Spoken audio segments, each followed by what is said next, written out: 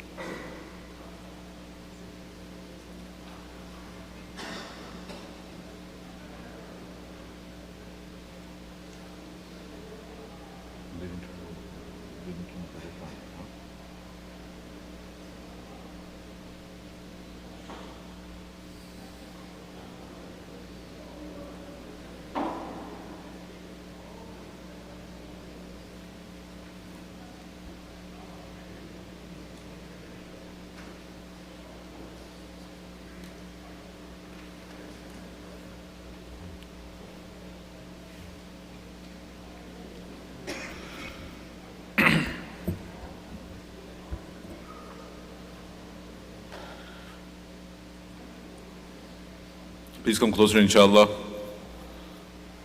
Closer, we sit together. This is the etiquette of the Majlis of Ilm to acquire the knowledge of Deen. Bismillahir Rahmanir Rahim. Alhamdulillah, alhamdulillahi Rabbil Alameen. Allahumma salli ala Sayyidina Muhammadin wa ala ali Sayyidina Muhammadin wa barik wa sallim. Allahumma barik ala Muhammadin wa ala ali Muhammadin wa barik wa sallim. قال الله سبحانه وتعالى في محكم تنزيله بعد أن أعوذ بالله من الشيطان الرجيم خذ من أموالهم صدقة تطهرهم وتزكيهم بها وصل عليهم إن صلاتك سكن لهم والله سميع عليم. Sadaqallahu al-Azim. My dear respected brothers and sisters, respected elders and students, Assalamu alaikum wa rahmatullahi wa barakatuh. Allah subhanahu wa ta'ala has given this deen of Islam, this complete way of life, and this is the greatest blessing of Allah subhanahu wa ta'ala upon us. Alhamdulillah ala ni'mat al-Islam wa kafa biha ni'ma. It is the greatest blessing that we are enjoying. And this is a complete system of life. The purpose of our life is to worship Allah subhanahu wa ta'ala, do His ubudiyyah. And this ubudiyyah of Allah subhanahu wa ta'ala takes many shapes and forms. The forms of ibadah of Allah subhanahu wa ta'ala have been broadly categorized into two: ibadah badaniyah and ibadah maliyah. That which is pertaining to physical worship, and that which pertains to financial worship, financial ibadah, monetary ibadah. Salah and Sawm, the fasting in the day and Salah at night, this is from the ibadah badaniyah, physical form of worship. And Zakat and Sadaqah and Sadaqatul Fitr, these are all ibadah maliyah, financial forms of ibadah. And we have Hajj, which is a combination of both. Hajj, a person has to spend in the path of Allah and physically also make tawaf and go to Arafat and walk in those particular places, physically be there. So it is a combination. It's murakkabun bain al-ibadah badaniyah wal maliyah. It is a combination, hybrid. So Zakat is one of the pillars of our deen. Rasulullah sallallahu alayhi wa sallam did not mention 50 pillars or 25 pillars, only 5 pillars. And it is one of the 5 pillars of the deen. Bunya al-Islamu ala khamsin. Islam is based upon 5 pillars. Shahadati an la ilaha illallah wa anna Muhammadur Rasulullah. The central pillar is Tawheed in Shahada, Kalima Shahada, believing in the oneness of Allah and the prophethood of Rasulullah sallallahu alaihi wasallam, to have that iman. Wa iqam as-salah wa ita'i zakah wa sawmi Ramadan wa hajj al-bayt. Establishing salah, discharging zakah, fasting the month of Ramadan, and going for hajj. So these are the 4 pillars of the 4 corners. If we do not fulfill the obligation of zakat correctly, then basically our whole structure of Islam will be collapsing. Right? Just like we are sitting here on this ground floor, underneath there is a basement, and that is the foundation, and there are pillars. If those pillars collapse, and if those pillars are not maintained and strong, then this whole building will come crumbling down. May Allah forbid. So likewise, if we do not discharge the zakat correctly, then what can we say about the status of our Islam? So there is much targheeb and encouragement that has been given to discharging zakat, and many virtues of discharging zakat that we hear about in the fundraisers. This is not a fundraiser now. This is where we are going to go into the details of the fiqh rulings. So I do not want to spend much time on this point.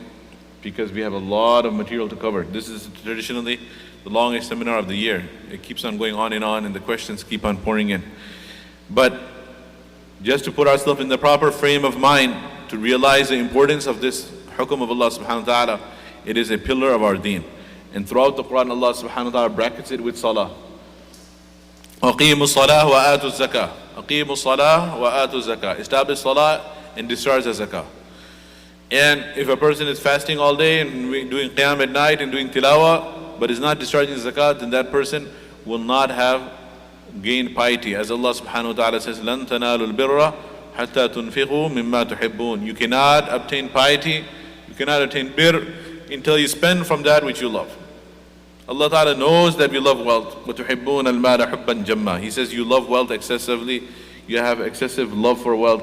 This is an inherent nature of man, that we love wealth.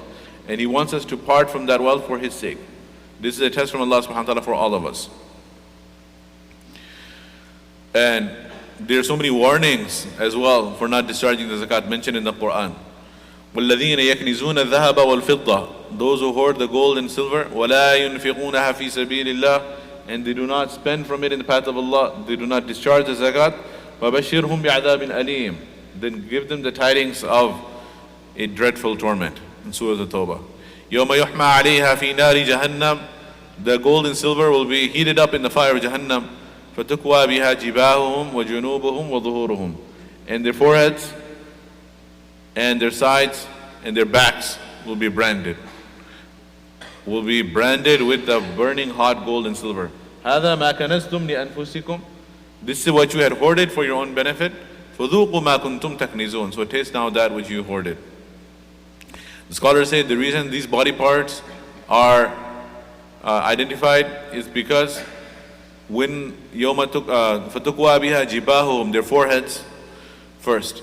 Because when the person coming and asking for the sake of Allah would say, when the needy would say, come, please help me out for the sake of Allah, whether it's a project asking for the sake of Allah for construction, or whether it was a needy person asking, whether it was a masjid or charity, whenever that person would come to ask, then first thing would be his face, he would frown. On his forehead he would frown. He would make a face. Oh, not again. Right. So then, that is why al-jaza'u min jinsil amal. The punishment is according to the action. Therefore his forehead would be branded. Na'udhu billah, may Allah protect us. Then after some time, if he persists, he would turn on his side, 90 degrees. That is why jibahum, their sides, would be branded. And then if he continues to ask, then he would get up and leave and show his back. That is why his back will also be branded. This of course is a punishment for the one who does not discharge the farad zakat. The farad zakat. This is not referring to nafal sadaqah. Of course, if the farad zakat is discharged, then inshallah this warning will not apply. There was of course the opinion of Abu Dhar al-Ghifari radiallahu anhu. Abu Dhar al-Ghifari radiallahu anhu had his unique opinion. He was a zahid and he was ascetic, and he divorced himself from all worldly pleasures. He led a very, very strong, strict life himself, and his belief was that everything that a person has in excess to his basic needs should be given in charity.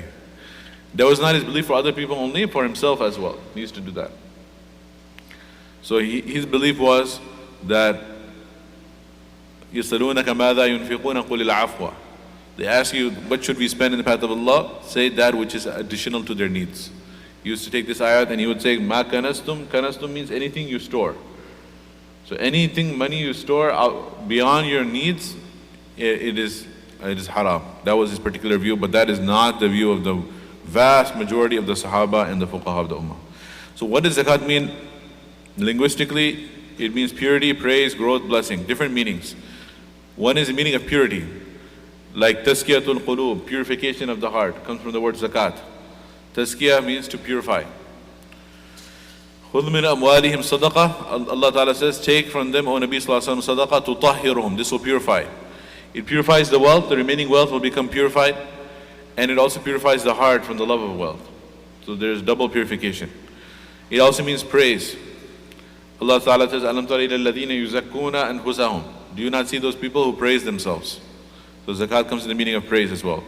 It means growth as well. يقول العرب زكى الزرع إذا نما. The Arabs, they say zakat zar'u. Zakat zar'u, meaning the crops has grown. If they say there is zakat going on in the crops, means the crops are growing. So it means growth. And the zakat, when we discharge zakat, it leads to growth in our wealth. وما آتيتم من زكاة تريدون وجه الله فأولئك هم المضعفون. ما آتيتم من ربا ليربو في أموال الناس فلا يربو عند الله. That money which you give in usury and interest-bearing loans to increase your wealth, that will not increase in the eyes of your Lord. And that which you give in zakat and sadaqah, this will be a means of growth and blessing. So growth. So this is the linguistic meaning of the word zakat. Every word in the Arabic language in the Sharia has a linguistic meaning, and then it has a meaning in the Islamic law, Islamic terminology, istilahi. Islamic law, it means هي تمليك بعض مال جزما عينه الشارع لفقير مسلم لله تعالى. It means to give a fixed amount of wealth, of specified wealth, to a needy Muslim for the sake of Allah Ta'ala. Only for the sake of Allah Subhanahu wa Ta'ala. It cannot be in exchange for services. If you hire a poor faqir, miskeen, indigent person, and you give him some work to do some labor, and then you pay him money from zakat, that is not permissible. It has to be without anything in exchange, for the sake of Allah Subhanahu wa Ta'ala. And tamliku is the key word. It means to hand over into his ownership. He has to own the money. The money has to be given into the ownership of the needy person. This is very important because some places, some zakat distributing centers, they want to be cautious. They have a good intention. They say that if we give money to people, they might end up misusing it. They might end up using it in unlawful places. So they ask them that, okay, if you bring your unpaid gas bill, or you bring your notice that your electricity will be cut off, or your eviction notice from your landlord, and they take the zakat money and they give it directly to the landlord. And they give the zakat money to ComEd, to Nicor Gas.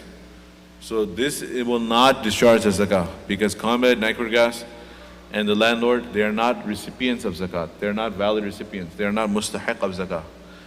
So you gave the money to a person. It did not enter the ownership. It did not enter the ownership of a needy Muslim. So the money has to enter the ownership of a needy person or the agent of a needy person. There is a loophole here.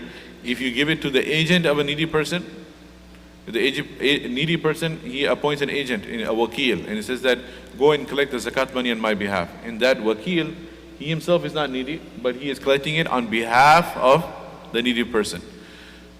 Then the zakat would also be discharged. So the way to go around this is that the needy person should sign a form saying that we assign you this masjid or this organization as our agent to collect zakat money on our behalf and disburse it on our behalf. If they sign that form, then when that organization accepts the money, then they are accepting it on behalf of the needy person, then they are paying off his bills. That is permissible.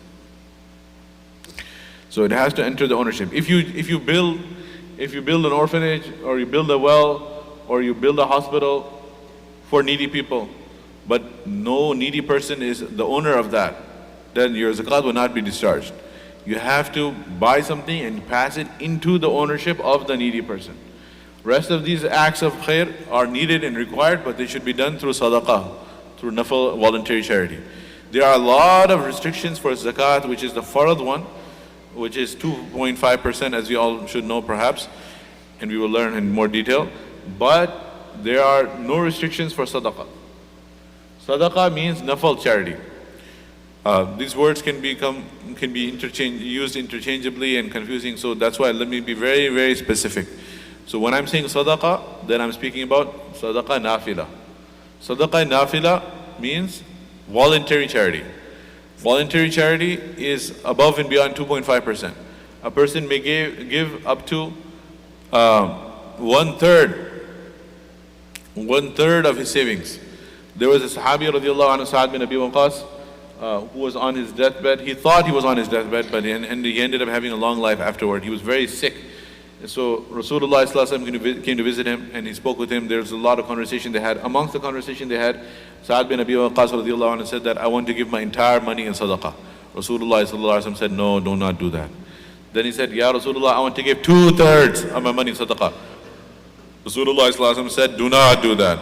Then he said, Ya Rasulullah, can I give 1/3 in sadaqah? Then Nabi sallallahu alaihi wasallam said, Athuluth wa thuluthu kathir. Yes, you can give 1/3, and 1/3 is maximum. So, is recommended. Yes, technically, when a person is healthy and fine, he can give all of his money in sadaqah. When a person is on his deathbed, then he should not give more than 1/3, because he is depriving his heirs. And his family, who are his heirs, who are going to inherit from him, they have a right in that wealth at that point. So sadaqah has no limit in as how much percentage can be given. And as far as who is going to, sadaqah nafila, nafil sadaqah, who is going to receive it, on the receiving end, there are no restrictions to it. You can give sadaqah to your parents, to your children, to your family. You can give sadaqah to Muslims, to non-Muslims. You can give sadaqah to rich and to poor. You can give sadaqah for any money given with the intention of pleasing Allah subhanahu wa ta'ala. Even rich and poor, even Muslims, non-Muslims, even Banu Hashim, the family of Rasulullah sallallahu alaihi wasallam, a sadaqah nafila can be given. Sadaqah wajiba or zakat. Sadaqah is divided into two categories, nafila and wajiba. That which is nafil, voluntary, and that which is wajiba. The sadaqah wajiba has a few types. Sadaqah wajiba, the biggest category of sadaqah wajiba is zakat, the annual zakat. Along with zakat, there are other sadaqat which are wajiba. For example, Sadaqatul Fitr, which is given in the month of Ramadan before Eid Salah. Right? That is Sadaqah Wajiba. That will also have the same restrictions on where it can be disbursed. Also, Sadaqah Wajiba is kafarat, atonements, payments for atonements. And there are various different sins and crimes for which there are atonements that are given. For example, taking an oath and not fulfilling the oath. Allah Ta'ala says, لا يؤاخذكم الله باللغو في أيمانكم ولكن يؤاخذكم بما عقدتم الأيمان فكفارته إطعام 10 مساكين من أوسط ما تطعمون أهليكم. Feeding 10 miskin. You know, this is a common misunderstanding. People say that if I take an oath, Wallahi, I'm going to do this, and if I don't do it, then I just have to fast 3 days. Particularly in the subcontinent and among the women, this is very common. They say that, oh, I'll fast 3 days. I have to fast 3 days because I took an oath. This is incorrect. The Quran says the kafara is it'amu 10 masakin, feeding 10 miskin. Or kiswatuhum, or clothing 10 miskin, 10 poor people. Or tahriru raqaba, or freeing a slave. Now freeing a slave doesn't exist anymore. So feeding or clothing 10 people. فَمَنْ لَمْ يَجِدْ, if you have no money, then Allah says فَصِيَامُ ثَلَاثَةِ أَيَّامٍ, then fast 3 days. ذَلِكَ كَفَارَةُ أَيْمَانِكُمْ إِذَا حَلَفْتُمْ وَاحْفَظُوا أَيْمَانَكُمْ. This is the kafara and the atonement for your oaths if you take it. So kafara for a yameen. Or if a person makes a vow and he says another lillahi ta'ala, if something is fulfilled, then my need is fulfilled. If I pass the exam, if my child gets health, then I will give. So these are all sadaqat wajiba. So sadaqat wajiba have the restrictions, and we will cover those restrictions. Sadaqat nafila does not have restrictions. Everyone follows? Okay. So it has to be, it's a fixed amount, specified wealth. Specified wealth means that you don't have to give from everything. Which wealth is zakatable, which wealth is non-zakatable will be covered. To needy Muslims for the sake of Allah Ta'ala. Where is zakat established? Allah Ta'ala says, I will fly through this, we covered this already. Aqimu salah wa atu zakah. Establish prayer and give zakah. Many, many times throughout the Quran. As we are all reading the Quran and tilawat in the month of Ramadan, we have covered these ayat many times. Rasulullah sallallahu said, Inna Allah qad iftarada alayhim sadaqatan fi amwarihim. Allah has made it obligatory upon them to give zakat upon their assets. تُؤْخَذُ مِنْ أَغْنِيَائِهِمْ فَتُرَدُّ فِي فُقَرَائِهِمْ. In Sahih al-Bukhari, it is to be taken from the wealthy amongst them, given to the poor amongst them. This hadith is one of the evidences for it being established that it is better that zakat is distributed locally, provided there is need locally. Because the way it is worded is تُؤْخَذُ مِنْ أَغْنِيَائِهِمْ. It is taken from the wealthy of them and is returned to the poor of them, of the same group.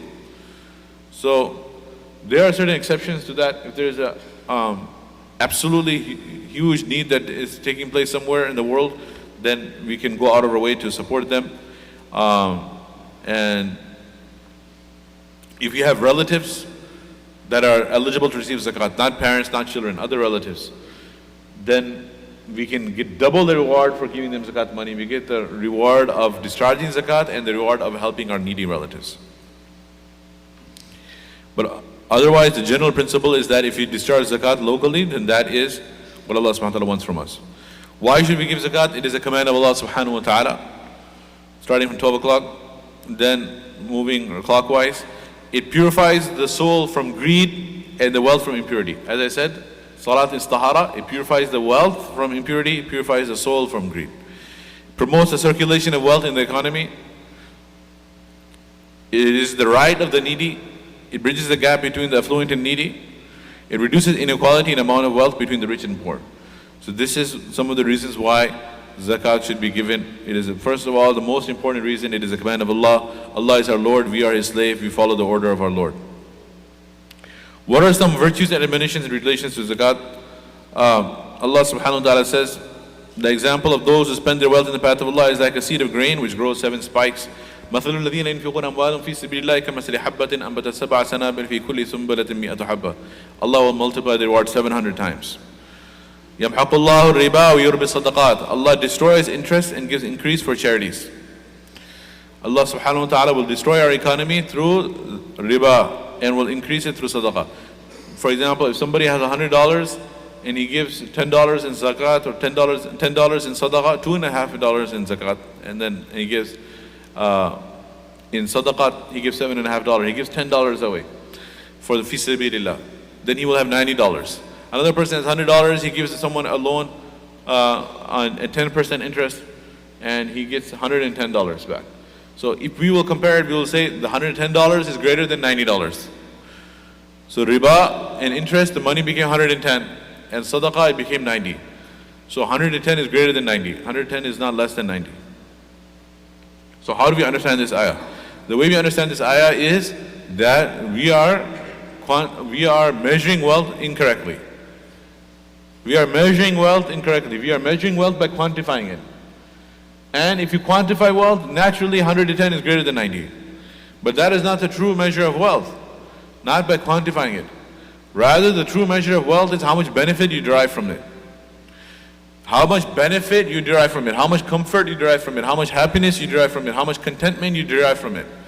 So the contentment, the happiness, the satisfaction that you will receive from the $90 will be greater than the $110. Because with the $110, there will be headaches, there will be tension, there will be calamities, there will be problems. With the $90, there will be happiness, there will be satisfaction, there will be contentment. So the true measure of wealth is how much benefit is derived, not how much the number is. If you're going to go after the number, then naturally 110 is greater than 90. In the next ayah, when those who hoard gold and silver, I already mentioned this ayah, وَالَّذِينَ يَكْنِزُونَ الذَّهَبَ وَالْفِضَّةَ وَلَا يُنْفِقُونَ فِي سَبِيلِ اللَّهِ. It will be heated in the fire of Jahannam and seared therewith will be their foreheads, their flanks, their backs. May Allah protect us. And lastly it says, الَّذِينَ يُنْفِقُونَ أَمْوَالَهُمْ سِرًّا وَعَلَانِيَةً. Those who spend in their wealth in the path of Allah by night and by day. سِرًّا وَعَلَانِيَةً. لَيْلًا وَنَهَارًا. Night and day, secretly and publicly. لَهُمْ أَجْرُهُمْ عِنْدَ رَبِّهِمْ بِاللَّيْلِ وَالنَّهَارِ سِرًّا وَعَلَانِيَةً. They will have the reward of their Lord. When is it secretly? When is it publicly? When you want to hide the identity of the recipient, then it's secretly. Meaning, Zayd is a respectable person of the community, and then Zayd has fallen on difficult times, hardship, and he lost his job, and he has a lot of medical debt, and he has a lot of problems. So you do not want to publicize it in the entire public, that I am giving Zayd $5,000 because he is needy and poor and I am rich and I am giving my zakat to him. This would be given secretly, sirrun. And if there's a Dar Islam construction project, this is a public project. Everyone knows that this requires money. Anyone who passes by who has half a brain realizes that this requires a lot of funds. So you're not really hiding the recipient here. It's needy, it's open. It's an open fact that it's a needy project because this is a madrasa, seminary coming up for 1,000 students, inshallah. So if you donate publicly, then over here, it is rewarding. Why is it rewarding? Because you are encouraging others. You always have to watch your intention. You always have to be aware of your intention. Of course, if your intention is to show off, then you will lose the thawab. But specifically, Allah mentions here, sirran wa alaniya, secretly and publicly. Secretly when you want to hide who you're giving the money to. Publicly when it is a public cause and you want to encourage others to donate as well. These are the specific places where secretly and publicly should be discharged. Okay. وَلَا خَوْفٌ عَلَيْهِمْ وَلَا هُمْ يَحْزَنُونَ. They will have no fear, no grief. What are the conditions? Now we have finished the targhib and the fadail and all of that. Now we're going into the actual fiqh, the nitty-gritty details. What are the conditions for zakat? Meaning, who has to give the zakat money? What are the conditions? The conditions are, the person must be Muslim, number one, because there is no zakat on non-Muslims. In an Islamic state, the government will not take the zakat money from non-Muslims. They have to be Muslims. The thing is about non-Muslims, there's only one thing that is farad on them. What is that? They don't have to perform salah, they don't have to discharge zakat, they don't go for hajj, they don't do anything. The only thing that's farad on a non-Muslim is to become Muslim. And to take the shahada, say ashhadu an la ilaha illallah wa ashhadu anna Muhammadan Rasulullah. After they become Muslim, then the ahkam and the shara become, they become mukallaf and they become responsible for the rulings of the sharia. So, if the non-Muslims, they don't pay zakat, can they receive zakat? They cannot receive zakat either. Because it's taken from the Muslims and it's going to be given to the Muslims. Adult, there is no zakat on children. So, mashallah, there are many concerned parents and wealthy parents who put money into the accounts of their children. And they say this is a college account for the child and I cannot even access it. The child, when he reaches 18, he will be able to access those funds. So as long as the child is 1 year old, 2, 3, 4, 5, 6 year old minor, there is no zakat on the wealth of the minor. If the money is in the account of the parent and he puts it aside and he says that I'm just storing this for my child, then it's still in his money, zakatable. But if he actually gives it and has no access to it and cannot take it out, gives it to the child in such an account. He may just be legally the guardian of the account, but he has no access to withdraw the funds or use the funds. It is actually 100%, his niyyah is that this money belongs to my daughter, my son. Then there will be no zakat in it until they become baligh, until they become adult. When do they become adult? Not 21 or 25. They become adult when they become physically baligh, mature. So, that is when the girl has her first menstruation. After that, her zakat has to be discharged. And when the boy has his first nocturnal emission or wet dream, the zakat will have to be discharged. And if none of those signs appear of bulugh because of lack of growth hormone or some other medical issue, then maximum age is 15. At the age of 15, they will be considered baligh, even if none of the physical signs of maturity are apparent. After the age of 15, the zakat has to be discharged. So we have one side parents who make the mistake, who are giving, it's not a huge mistake, they are paying where they don't have to pay. They are paying zakat for 1 year old, 2 year old, 3 year old, 5, 7, 10 year old children, 12 year old children, when the zakat is not wajib, because they do not know that there is no zakat on the wealth of the minors. The opposite end, the mistake that is made commonly is that the parents, they don't want the child to get a big head and to become arrogant and proud, and they don't want to tell him that this is the balance of your account and so much money you have. You start dreaming about how much candy he can buy, so and toys, and so that's why they don't tell him this is how much money you have. So now he became baligh, or the girl in particular became baligh when she was only maybe 10 years old or 11 years old. So she's still a young girl. So they don't tell her, and they pay the zakat on her behalf, and they don't really inform the girl. Again, this is a problem. Zakat will not be discharged. Why? It is because innamal a'malu binniyat. Actions are based upon intentions, and the owner of the wealth is the girl now, and she never even made the niyyah for the zakat to be discharged. So how will her zakat be discharged? You did it without even telling her. In physical ibadah, you cannot have someone represent you. You cannot say, pray my salah, I'm feeling tired, young boy, my son, pray my zuhr on my behalf, pray my tarawih on my behalf. You can't do that. You have to pray your own fajr, your own zuhr, your asr, maghrib, isha. But in financial ibadah, in ibadah badaniyah, you can have someone represent you. You could say, the wife could say to the husband that discharge my zakah on my behalf. That is permissible. So the child can tell the parent, you can discharge my zakat on my behalf. But he or she has to know that their zakat is being given. They don't have to know the amount and the percentage and how much the balance is. So the parents, what they need to do is they need to address the children and say, dear child, I've given you some money. It is how much money? Some money. and I will be discharging your zakah in the month of Ramadan. Do you give me permission to discharge your zakat? Hopefully the good child will say, yes, you can discharge the zakat on my behalf, dear father, dear mother. So this exercise has to be done, where the child makes the parent the wakil to discharge the zakat on their behalf. So that is something to note under the word adult. Sane, aqil. If a person does not have aql, is very rich, but the person is majnoon, becomes crazy, loses his mind, dementia, or inherently from beginning, it is a person is mentally incapable, in mental asylum, then that person will not have to give zakat. They are not mukallaf of any of the ahkam of shara. They are forgiven by Allah subhanahu wa ta'ala. None of the rulings of the sharia apply. And the next one, owner and possessor of wealth equaling nisab. There is a particular threshold. We did not come up with it, nor did the fuqaha come up with it. Rasulullah sallallahu alaihi wasallam himself gave this particular threshold. It is called nisab. And if a person is owner of the nisab, he has to give zakat. If he is not the owner of nisab, then he does not have to give zakat. Nisab used to be 20 mithqal of gold or 40 dirham of silver. There is a particular coin that was in usage by the time of Rasulullah, in the time of Rasulullah sallallahu. So 20 of those gold coins or 40 of the silver coins. We will convert that into grams of gold and grams of silver. We will look at the current gold price and silver price, and we will determine how much that is. And we have a few slides, we're going to talk about the nisab. So for now, you can note that it is a particular threshold. If a person is not a possessor of nisab, he does not have to give zakat. If a person is a possessor of nisab, they will have to give zakat. And the next one is, this nisab has two roles. The one who is a possessor of nisab must give the zakat. The one who doesn't have nisab doesn't have to give zakat. That's one. Second thing is, the one who is possessor of nisab cannot receive zakat. And he's not eligible to receive. And the one who doesn't have nisab can receive. So you either, right? The one who doesn't have nisab can receive. So it works both ways. Last one, owning nisab amount after a lunar year. Right. This is something for which there is also a confusion.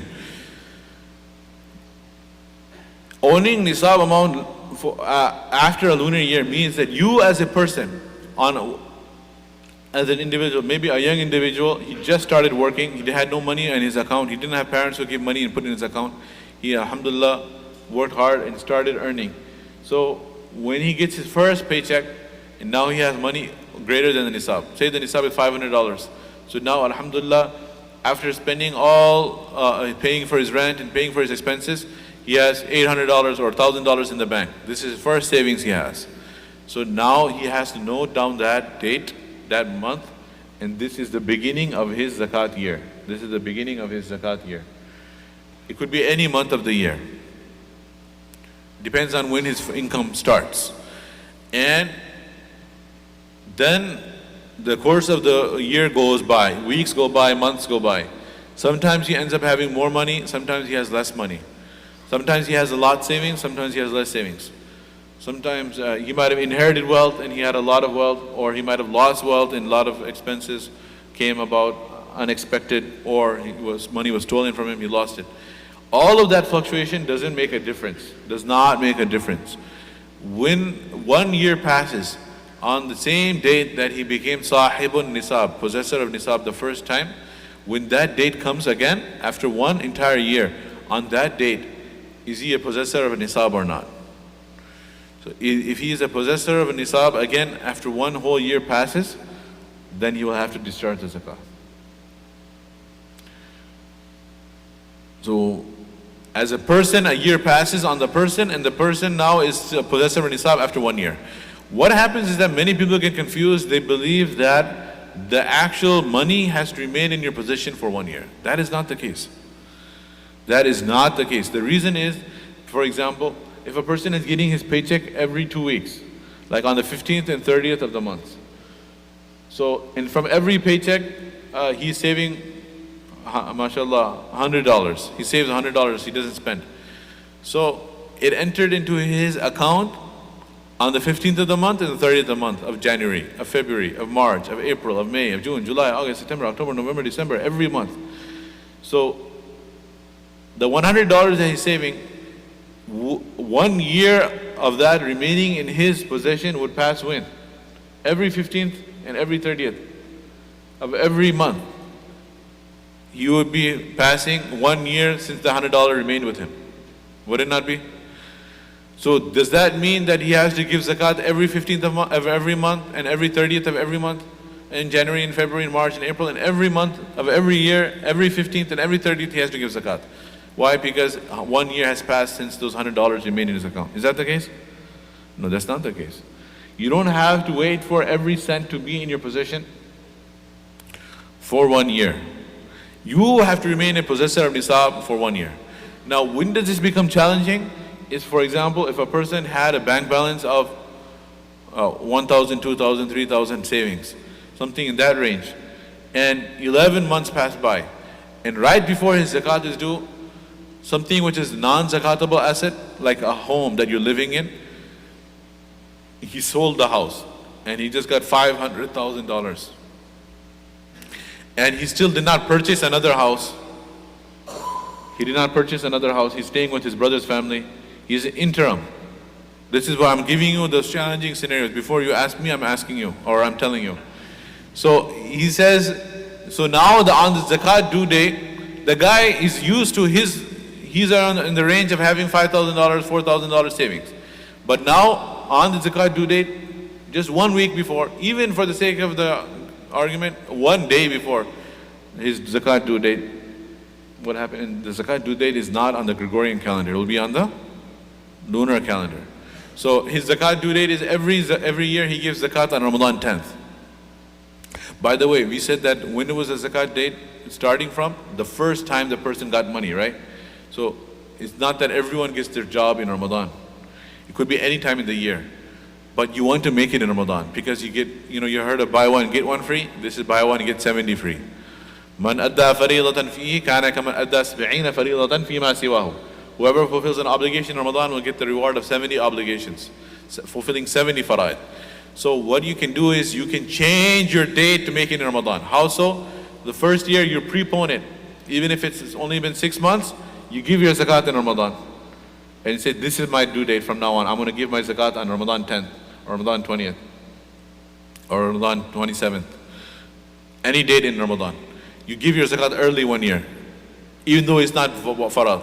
And you say, no, I'm doing this just to change my date. And after that, every year you give your zakat in Ramadan. So 1 day before the due date, $500,000 came into his account. So when his due date comes, instead of having 5,000, he has 505,000. How much does he have to give zakat on? The whole 505,000. It's not that, hey, this money just came right now. Yeah, but it came before your due date. And if this seems unfair, the opposite is true too. MashaAllah, there's a very wealthy individual whose bank balance hovers around, his savings hover around 500,000. Or if the number is confusing because we're used to that with that story, we can say his bank balance hovers around 300,000. So $300,000 he always gives zakat on 300,000. That's the savings he maintains. But 1 year, right before his due date,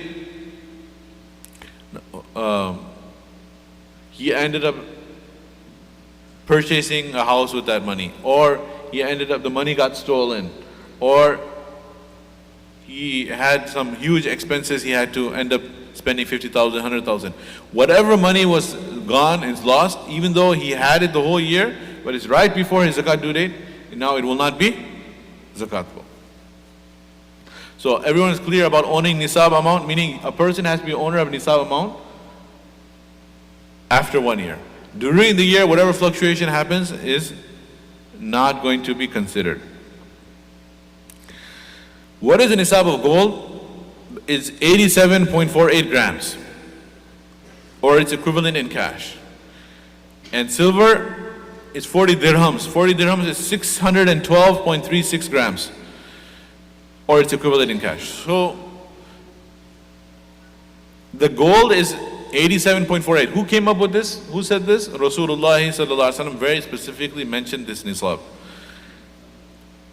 If a person possesses gold, then he will, and if he or she has 80 grams of gold, will they give zakat? No.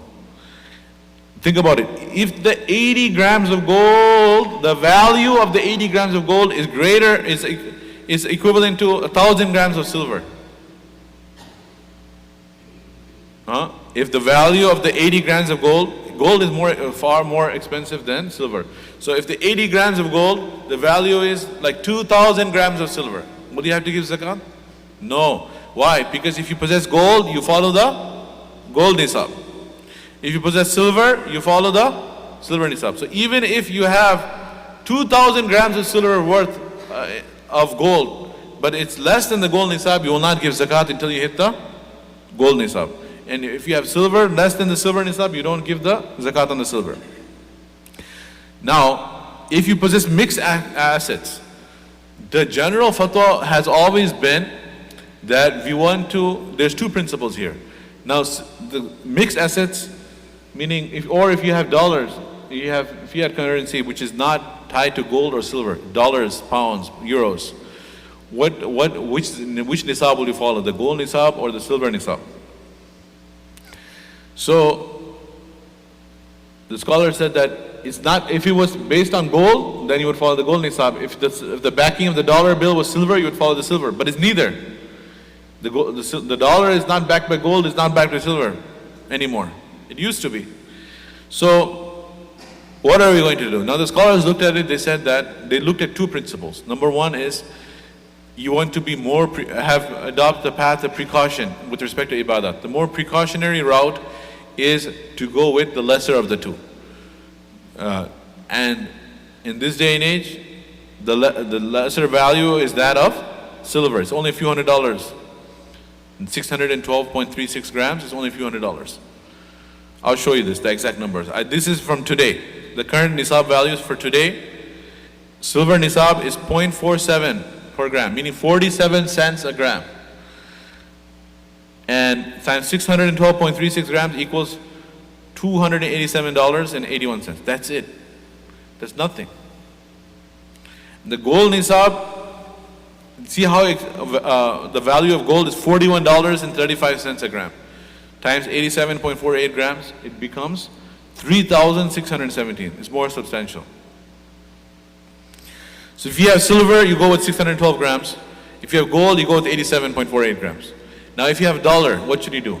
So the original fatwa, and this is what you might hear and see and read as well, is that, okay, we want more people to discharge zakah so that it will be more beneficial for the poor. That's one concern. Second, anfa' lil fuqara, more beneficial for the poor. Second is, we want to adopt a path of precaution. And precaution is that if somebody is supposed to give zakat and they're not giving it, that's a problem. If they were not supposed to and they end up giving it, that's not such a big problem. It'll be nafal. So that's why the scholar said, okay, let's go with the silver nisab. So traditionally, this is what had been said, that a person has, after 1 year, more than $287. He has $300. Subhanallah. Savings. He should give 2.5% of that. 2.5% of the savings. Not the income, of course. Taxes are on the income. Zakat is on the savings. Savings means after he fulfills all his expenses and minus all his liabilities and debts. We'll come to that, inshallah. Then what he has to give? 2.5% of anything above $287. Now the current fuqaha, later day scholars, very, very recently, they're looking at the situation of the economy. They're saying the difference in the price between gold and silver has skyrocketed. Gold has increased so much. It used to be very similar and close. In the time of Rasulullah sallallahu alaihi wasallam, the reason this nisab was given is that 87 grams of gold, the value was similar to 612 grams of silver. It's like 1 to 7. Now it's 1 to 75, 1 to 80. The difference, the proportion between the value of gold and the value of silver, the difference has skyrocketed. So they're saying that if the scholars' goal was to make it beneficial for the poor, you're making it harder on the poor by making them having to give zakat if they have only $300 savings. If a person has $300 savings, by no standard is he considered a rich person in society. He only has $300 savings, he's not considered a rich person. So let us make the nisab the gold nisab. So the American Academy of Fuqaha, Mufti Abrar Mirza and Mufti Abdullah Nana and Mufti Ikram, and they came out with a resolution that we are switching the threshold of zakat for dollars. For zakat, for gold will be gold, for silver will be silver, but for dollars will be not the silver, but the gold standard. They're going with the gold standard. So this will have implications, not only on those who have less amount, whether they have to give zakat or not, whether they have to give sadaqat al-fitr or not, whether they have to give udhiyah as well, whether they have to give the sacrifice in Eid al-Adha. Remember, we're thinking only of sadaqat al-fitr, Eid al-Fitr, but in Eid al-Adha, if you have $300, you have to give the goat, $150 goat. Half your assets are gone. Versus if you go with the $3,617.30 with the gold, that means that if you have $2,000, you don't have to give the qurbani. It's not wajib to give the qurbani. You don't have to give sadaqat al-fitr. You don't have to give zakat. You have $3,500, you don't have to. It's only if you have $3,700, $3,618, now you will have to fulfill these commandments. And also, when you're trying to find a needy recipient, to find recipients who have less than $287 savings is harder. And to find recipients who have less than $3,617 savings is easier. So is everyone clear on the gold nisab and the silver nisab and the two fatwas? The cycle of calculating zakat, I already explained this, but we'll go over this quickly. The day a person owns the nisab amount after deducting liabilities. This Islamic date has to be penciled in your diary. This is your starting date. It makes no difference whether the wealth increases or decreases during the course of the year. If the wealth increases or decreases, there's no difference. And whoever is registered for the itikaf, we can email you this PowerPoint. You don't have to take pictures, inshallah. It'll be much more clear. I don't know how good of a camera you have from that distance. I will email you the PowerPoint. No problem. I will ask the office to email it to all the registrants, inshallah. It makes no difference whether the wealth increases or decreases. And 1 lunar year later, if you possess the current nisab amount after deducting liabilities, on that very same Islamic date, you have to pay 2.5% as zakat. This process will continue unless you have wealth equaling less than nisab amount or all of one's wealth is lost. If all of one's wealth is lost, then what that means is, for example, the first time a person had some money was in Muharram. So his year started. Muharram, Safar, Rabiul Awwal, Rabiul Thani, Jamadul Ula, Jamadul Thani, Rajab, Sha'ban, Ramadan, Shawwal. In Shawwal, he lost all of his assets. 0. And then Zil Qada, he had no money. Zil Hijjah, again, he had money. So now when he comes to Muharram, on the date that he first had money, does he have to give zakat in Muharram? No. When he got down to 0, that will restart his year. When he got down to 0, that cancels that running year. And when he regains nisab in the month of Zul Hijjah, the fluctuation does not have any difference as long as it doesn't go down to 0. The fluctuation throughout the year will not change the year counting unless a person goes down to 0. If a person goes down to 0 and then he comes back up, then from when he comes back up, we will start a new year, new cycle. Inshallah, this will not apply to most of us. Allah Ta'ala has put us in better condition, but this is what the ruling is. Okay, what are zakatable assets? What are non-zakatable assets? Gold and silver is zakatable, whether in the form of coins, in bars, in bricks, in jewelry, in even the jewelry that is used. There is zakat on gold and silver. Of course, there is zakat on all cash. Business stock. Business stock means anything purchased with the intention of resale. Anything you buy to sell. That is zakatable, business stock. And owning stocks of corporation, having shares, that's zakatable. Agricultural produce is zakatable. Animals and livestock. We will skip over the animals and livestock because very few of us are farmers here. But if there is anyone, we can meet individually regarding that. Non-zakatable items, jewelry besides gold and silver. Meaning that, yes, it may be valuable, diamonds and rubies and emeralds. But from the Islamic perspective, they're just stones. Right? So, I know that's the very least romantic thing to say, that, oh, that's just a stone. It's a diamond. It's a diamond ring, but it's just a stone. There's no zakat on stones. Whether they're precious stones, semi-precious stones. Bhai sahab ka jewelry ki dukaan, he's feeding. I'm not trying to hurt your business. So, Shah Jewelers. Shout out to Shah Jewelers. So the thing is, we have the diamonds and rubies, emeralds are nice. They're precious stones, but they're still stone. What do they call? They're precious stone and semi-precious stone. Diamond is a precious stone, and then you have semi-precious stone, and then you have landscaping stones. So then you have all kinds of stone. There's no zakat in any of them. And then you have cars and all vehicles. So just like the accountants, the purpose of the accountant is, the tax accountant is to minimize your taxes. That's his stated objective, how to minimize the taxes. Now we should not go to a mufti with the intention how to minimize my zakat. So then there are a lot of loopholes. If you take all of your assets and you just buy diamonds, and you have a chest full of diamonds, there will be no zakat on the diamonds. But if you convert the diamonds into cash, then there will be zakat on it. So who are you joking, playing around? Na'udhu billah. Your objective is to decrease your zakat. Alright? So there are a lot of these loopholes we study in the books of fiqh, but we're not to use them. For example, if there's a very loving couple, you heard of the loving couple in the loophole? The loving couple is, there's a very, very wealthy businessman and husband and wife, they're married and they love each other. After 6 months pass, the husband says to his wife that, I love you so much, I will make you owner of all my entire assets, all my wealth. He gives it to her. And then after 6 months pass, she comes to the husband and says, I make you owner of all my wealth, I love you so much. So every 6 months they transfer the wealth. No one is the possessor of the wealth for 1 year. So zakat will not be wajib on either one. Astaghfirullah. Right, so these are crazy loopholes that people come up with. So I don't want your mind to think like that. Like, huh? So this is what people ask.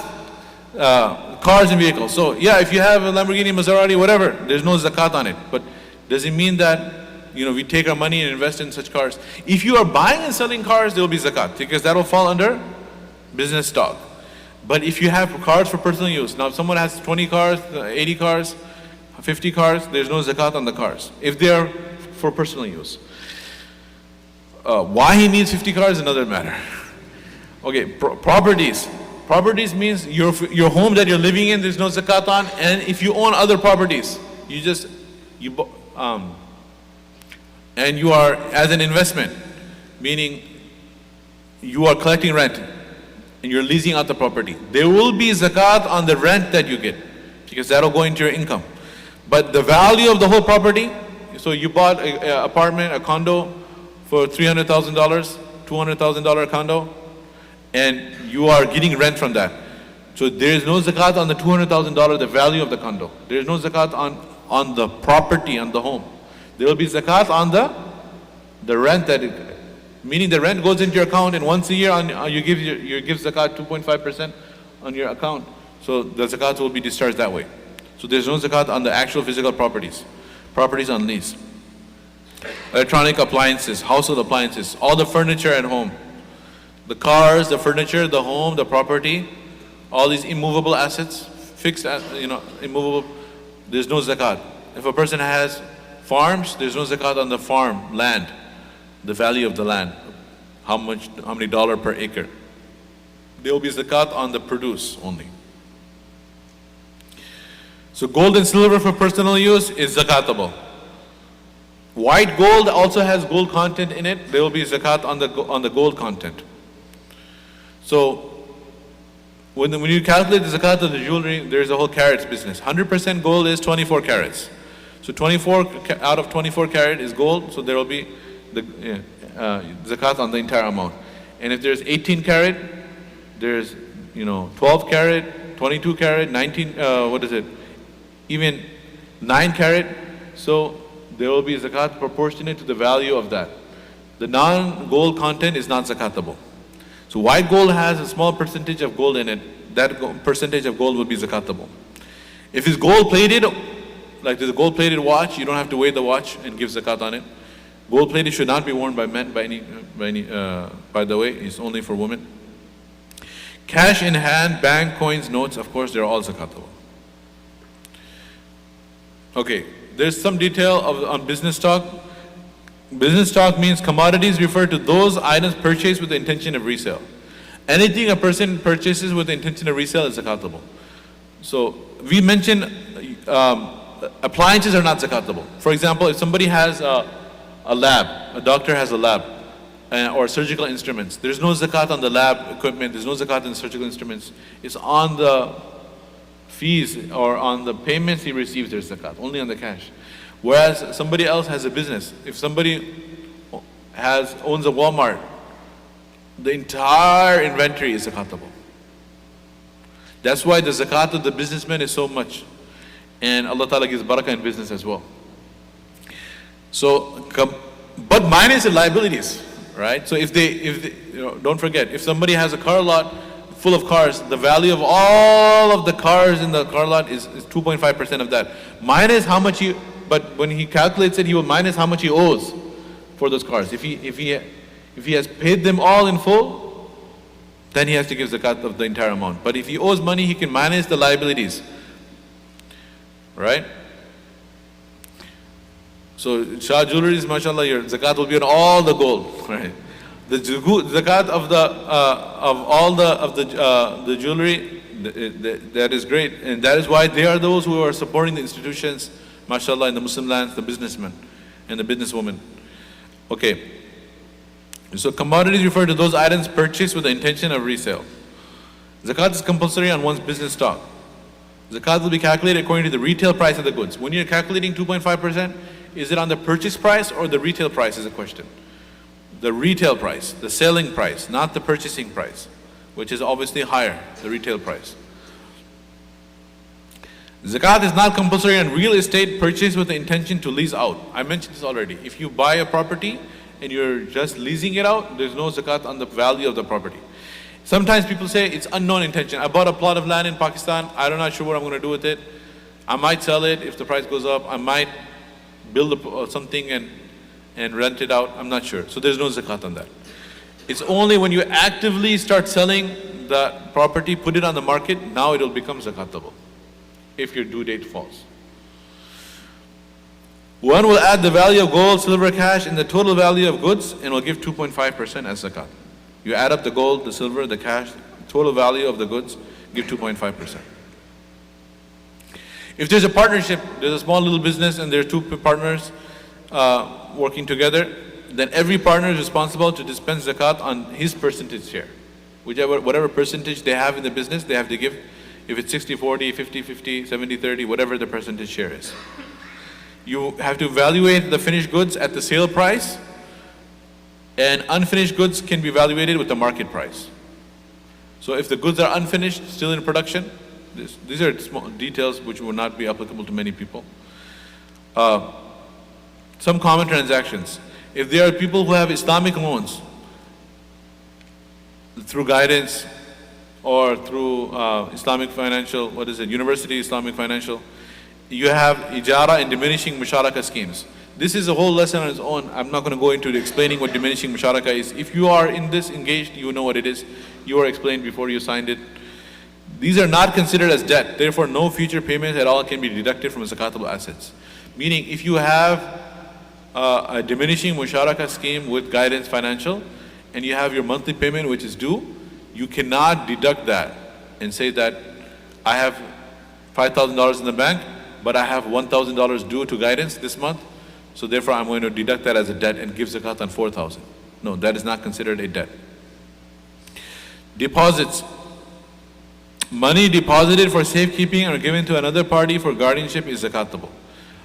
Meaning, if you lended somebody money, or if you give somebody money for safekeeping, of course it's zakatable. It's your money that someone else has. But what is more common is if you give somebody a loan.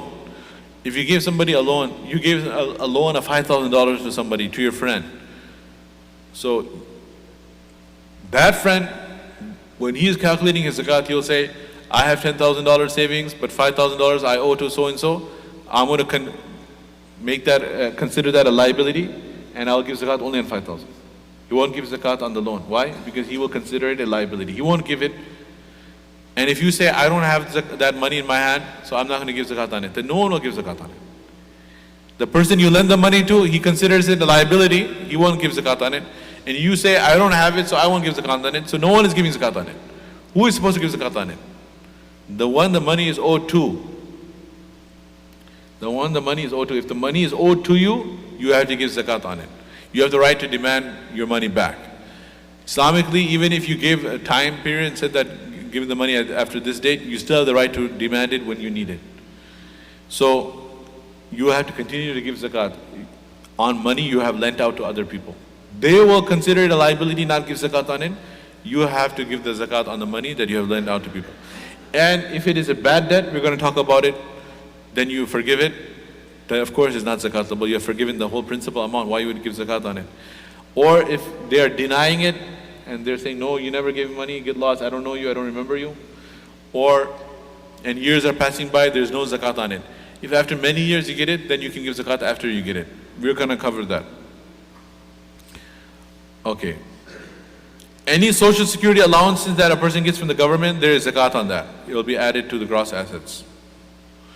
Debt receivables. So there are different types of debts. There's called dayn qawi, dayn da'if. Strong debts, weak debts. Strong debt is debt arising from forwarding loans or outstanding invoices. Forwarding loan is when you gave somebody money as a loan. Outstanding invoices is when you sold someone something and they owe you the money for that. The creditor must pay zakat on the amount he has lent. The creditor will pay, not the debtor. The debtor will be deducting it. It is the best practice to add the strong debt receivables to one's total assets and discharge the zakat yearly. So if somebody, you had loaned them $5,000, you should give the zakat for that. Add it to your assets and you discharge the zakat. Inshallah, he will pay you back. There's something called a weak debt. A weak debt refers to receivables arising without an exchange of tangible goods. Meaning you did not give the person money, nor did you sell them something. They still owe you. How do they owe you? It's like employees' unpaid wages. So it's money that is owed to you. Do you have to give zakat on money that is owed to you that your employer never paid you? No. There's no zakat on a weak debt. Unpaid rental for landlord. There was a tenant who was not paying you. He owes you the money, but for 6 months he did not pay rent. You kept on reminding him he did not pay rent. Finally, it was a very long process. You got the eviction through the sheriff and the police, and then finally he left the premises. So now 6 months he owes you the rent. So it's a debt he owes you. Do you have to pay zakat on it? No, because this is a dayn da'if, weak debt. Outstanding mahar. The husband owes the mahar to the wife. It's not an exchange for any tangible goods. Does the wife have to pay zakat on the unpaid mahar? The husband, 20 years, 30 years of marriage, never paid the mahar. Wife is paying zakat every year on the mahar? No, there's no zakat. Outstanding bequest payment. Outstanding bequest payment means if somebody passed away and they made in their will that my grandson should get such and such amount of money from my inheritance. So that money, it's a debt that is owed to you. The one who is the executor of the will has to pay the money, but he has not distributed it yet. It's money owed to you. Do you have to give zakat on it? No, you do not have to give zakat on that. These are all examples of weak debt. What is the common denominator between all of these examples? The common denominator is that they are receivables, money that you are going to receive or supposed to receive without an exchange of tangible goods. You did not give anything in exchange for it. If you sold something and you have money coming in, or you lent something and you have money you're expecting coming in, that is called a strong debt.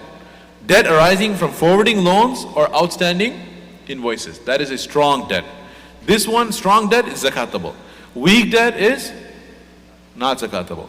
Zakat will not be compulsory on a weak debt receivable until and unless one gets receipt of the asset. Until you get the money, then you give zakat. Zakat is not compulsory on such a debt for the previous years it was outstanding. Meaning, the unpaid wages from your employer, he didn't pay you, you did the work, and 3 years went by. Then he went to itikaf and made tawbatillah. He said, oh Allah, I should pay that person. He pays you after 3 years. Do you have to give zakat for the past 3 years? No. If the husband pays the mahar after 30 years, do you have to give zakat for the past 30 years? No. If the rental comes in afterwards? No. And if the inheritance comes in afterwards, there's no zakat. Then there's something called bad debt. A bad debt is a debtor acknowledges existence of the debt, or the debtor denies existence of the debt. Two scenarios.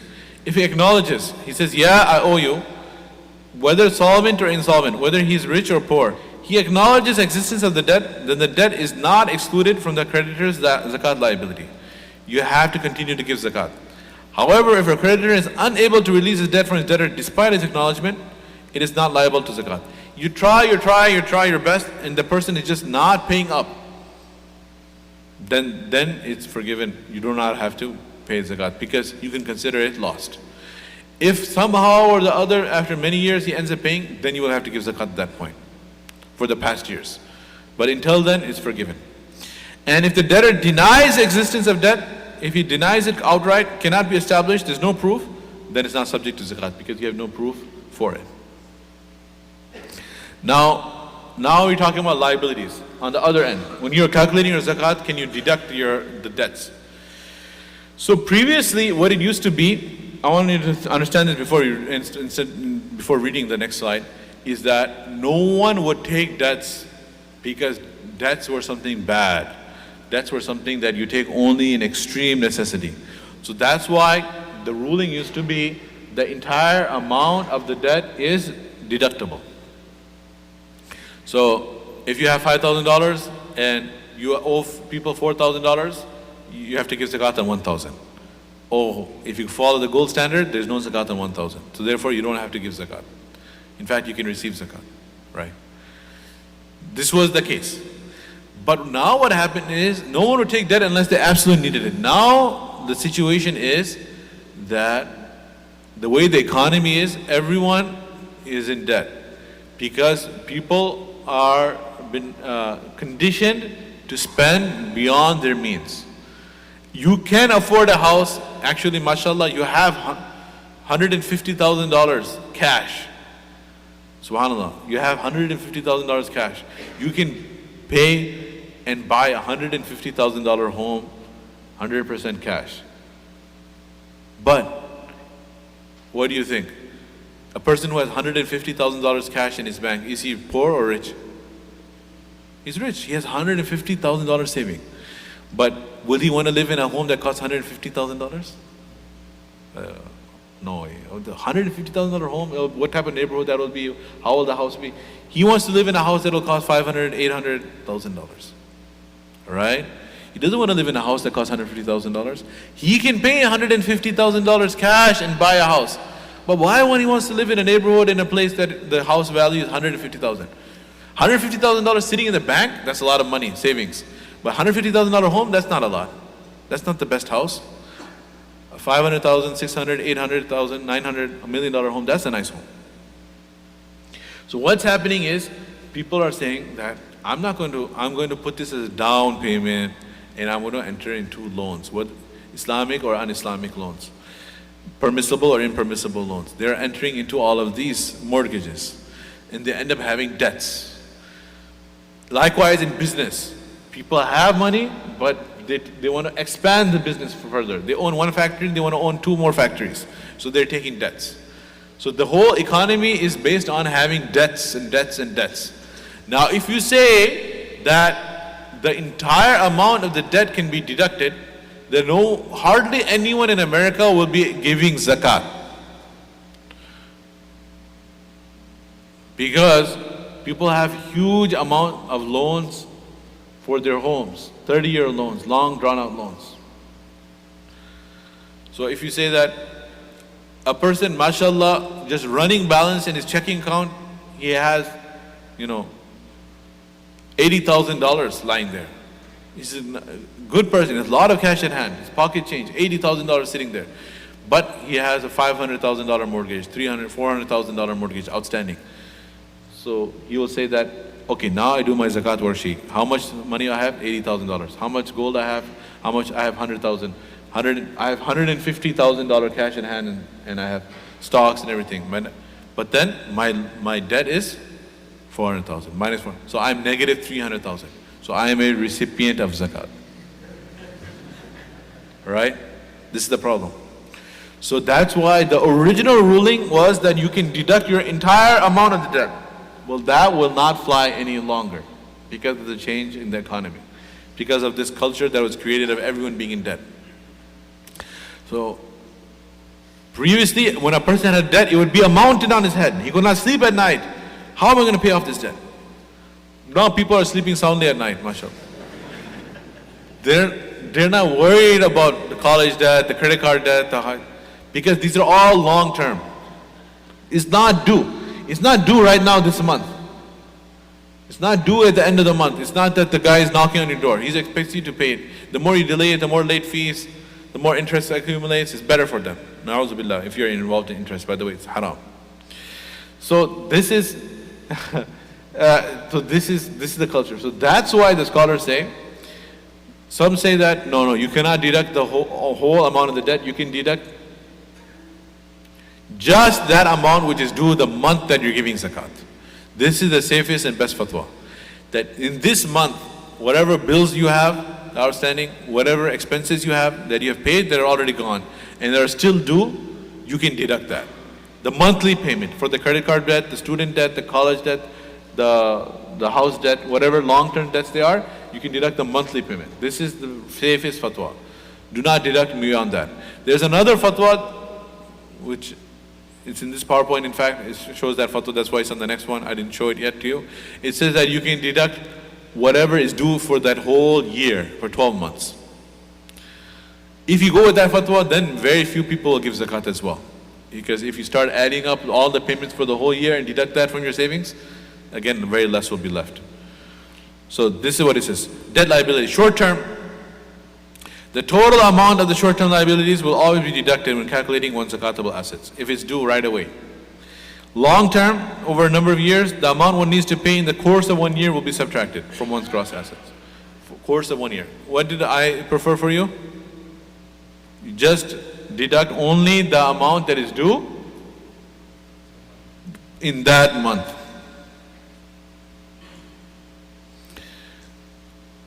Debts which are deductible from your zakatable total if they are to be repaid in full within the next 12 months. And debts which do not have to be paid in the next 12 months are not deductible. I'm saying that if you're paying it this month, deduct it. If you're going to pay it beyond this month, then do not deduct it. Okay. Deductible liabilities. What are things you can deduct? Outstanding basic living expenses which have not yet been paid. The month's utility bills, the month's rent, you can deduct that. Goods purchased on credit. You have taken receipt of goods but not yet paid for them and fully intend to pay the debt. If you're in business and you bought a lot of things and you have to pay for those things, you can deduct it. You remember going back to the car lot? Remember I said there's a guy like right next door we have a car lot. If we have 1 or 2 cars, we have 3 cars, maximum we have 4 cars at home. So, and we can imagine the total value. But if you think about a guy who has a car lot, who's selling cars, Muslim businessman, then some value of all the cars in the car lot, and if you say that whole car lot is zakatable 2.5%, wow, it seems like a lot of zakat, right? But again, goods, when he adds the value of all the cars in the car lot, does he have to give 2.5% of that? Not right away. He can minus the liabilities. What are the liabilities? Goods purchased on credit, most likely. If he has taken receipt of the cars but he has not yet paid for those cars, and he fully intends to pay for those cars, he can deduct that, how much money he owes. Outstanding salaries and payable service fees. This is for employers. If they have salaries they have to pay this month, they can deduct that from their business account. If a person is going to pay the mahar to his wife this month or this year, he can deduct that. Personal loans, that which needs to be repaid, if there's a personal loan, he is going to pay it back, he can deduct it. Commercial loan, the entire loan cannot be deducted. Only, I would say, 1 month's payment. Allahu Akbar. This is, There's so much detail about shares here. Maybe it's getting late. It's almost 3 o'clock now. I want to, if someone has more details, questions on shares, we can take that. I don't want to go through all of this right now. But I want to finish some of the important things. Intention. One should not delay in paying zakat. Zakat is due once a year. We should not delay it. If we delay it, we do not know when Allah Ta'ala will call us back. It is an obligation outstanding to Allah Subhanahu wa Ta'ala. Intention-wise, intention must be made at the time of giving zakat. When you give the zakat, you have to make the intention. Or when you give it to one's agent. Or when you are separating the zakat funds. What that means is, if you had, mashallah, a lot of iman rush, and you got excited and you donated a huge sum of money, and afterwards when you're calculating your zakat, you're saying, oh, I have to pay so much more. Then you go back and say, that money I gave in sadaqah, I want to retroactively go back and change my intention, make it zakat. Can you do that? No. You have to have the intention for zakat when you give it. You cannot give sadaqah and then go back and later change that into zakat. Or you give somebody a loan and then afterwards you say that that's zakat. If he gives the money back to you and then you give it back to him as zakat, that's fine. You cannot go back and change the intention. It has to have the intention, you have to have the intention at the time of giving the money. Or at the time of separating the zakat funds. If you separate and put it in one box, that time you had the intention, that's fine. Afterwards, your wife didn't know, your child didn't know, some beggar came, somebody came to ask, and they took out from that box and gave the money. They didn't make the niyat of zakat. That's fine. Why is it fine? Because at the time of separating the money, the niyyah was made. That's fine as well. That's important with an intention. Paying on behalf of spouse or children. It is permissible to discharge somebody else's zakat from one's own wealth on condition one has approval and acknowledgement from the other party. Remember when I talked about children in the beginning? I mentioned this, that when children, you will give the zakat on behalf of children, it has to have their approval and acknowledgement. If the husband is paying the zakat on behalf of the wife, it has to have the approval and acknowledgement, not without informing. Tamliq, transfer ownership. For the zakat to be discharged, there has to be transfer of ownership. The zakat payer to the needy person. Right? You cannot pay off their bills directly. I covered this. The transferor must be the zakat payer or the agent of the zakat payer. The transferee or the recipient must be a natural living person. Natural living person means you cannot, there's a person who died, you cannot buy the kafan or the burial expenses through zakat money. You have to, if they are needy family members who cannot afford it, you can give the money to the needy family member, to the son, to the daughter, to the wife of the deceased, to the husband of the deceased, and say, take this money and take care of the burial expenses. But if you directly say, I'm giving this money to the funeral home, the zakat will not be discharged because he's not natural living person, didn't receive the money. The dead person. The transfer must not be remuneration or consideration for services. It cannot be wages. You cannot take labor from a poor person and then pay him zakat money. The recipient must acquire possession and become owner of the funds unconditionally. We cannot give the money and put a condition, stipulation that this is where you have to spend it. You have to leave it up to that person. Zakat doesn't have to be paid in cash. It can be paid in, why I'm remembering this is because the reason people don't want to give the zakat money to the poor person is they have this fear that what is he going to do with it? What if he goes buys alcohol with it? What if he goes buys drugs with it? So you don't have to give money. Who said you have to give zakat in money? You can buy, with zakat, you can buy food. You take the zakat money, you buy food, you buy clothing, you buy medicine, you buy necessities, and you give those things into the ownership of the needy person. Or you buy a means of income. You go overseas, you buy a cycle rickshaw or auto rickshaw, and you give it to the person. So now he can has a means of earning wealth. Who are the recipients? This is an ayat in the Quran. إنما الصدقات للفقراء والمساكين والعاملين عليها والمؤلفة قلوبهم وفي الرقاب والغارمين وفي سبيل الله وابن السبيل فريضة من الله والله عليم حكيم. So number one is poor and needy. Fuqara and masakin, poor and needy. Who are the poor and needy? How do we define that? Anyone who does not own zakatable assets. They do not own zakatable assets nor surplus assets beyond their personal assets that equal the nisab. So their assets beyond their personal assets, they do not have assets which equal nisab. That is why it's important to know the nisab, both on the giving side and on the receiving side. So if you go with the gold nisab, if they only have $2,000 in the bank or $1,000 in the bank, they can receive zakat money. Debtors, those individuals whose liabilities exceed their zakatable and surplus assets. Meaning this person may have passed the nisab. Meaning if the zakat, the nisab is $2,000, this person has $3,000 in the bank, $5,000 in the bank. But you can still give them zakat money. How so? Because they are in debt. If they pay off all their debts, they will go negative balance. They have $5,000 in the bank, but they owe $10,000. They owe $20,000. Short-term loans, not those home mortgages. So they have debts that they have to pay, and they're in a dire situation. They want to pay those debts. Then you can give them zakat money to help them pay off those debts. Then in the past we have this. This is not so applicable anymore. Wabn sabil, travelers. Travelers, because people did not have means of transferring cash, so there could be a person who is wealthy at home. He definitely owns a nisab at home, but he's in a journey, he's in a far-off country, and he lost his money, and he does not have access to wealth. Those who are in desperate situation have no access to their personal money. Nowadays, people have access to the money through all, bank transfers and wire transfers and Western Union and credit cards, and there's many ways to access your funds from other places in the world. Then the mujahideen fi sabilillah. Mu'allafatul qulub were in the early days of Islam. Rasulullah ﷺ gave zakat money to non-Muslims to soften their hearts, and to Muslims who were new Muslims and their Islam was weak. But afterwards, Umar radiallahu anhu's time, he said, Islam, Allah has made it strong. We do not need to give zakat to these people to gain their favor any longer. Zakat collectors, meaning this is if there is a true Islamic state, a true Islamic government, and there are people assigned to collect zakat money and to travel and to go to the businesses and the farms and collect the zakat money, then their salaries were given from the zakat funds. That does not apply any longer. This will not apply to the aid organizations and their administrative costs.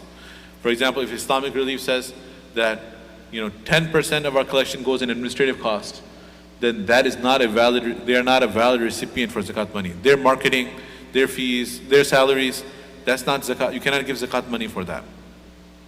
So if you're giving your zakat, you should calculate 110%. You should give 110% of your zakat if you're giving it all to Islamic Relief, because 10% will go in administrative costs. And this is important. Those who cannot take zakat. Are you getting tired? Okay.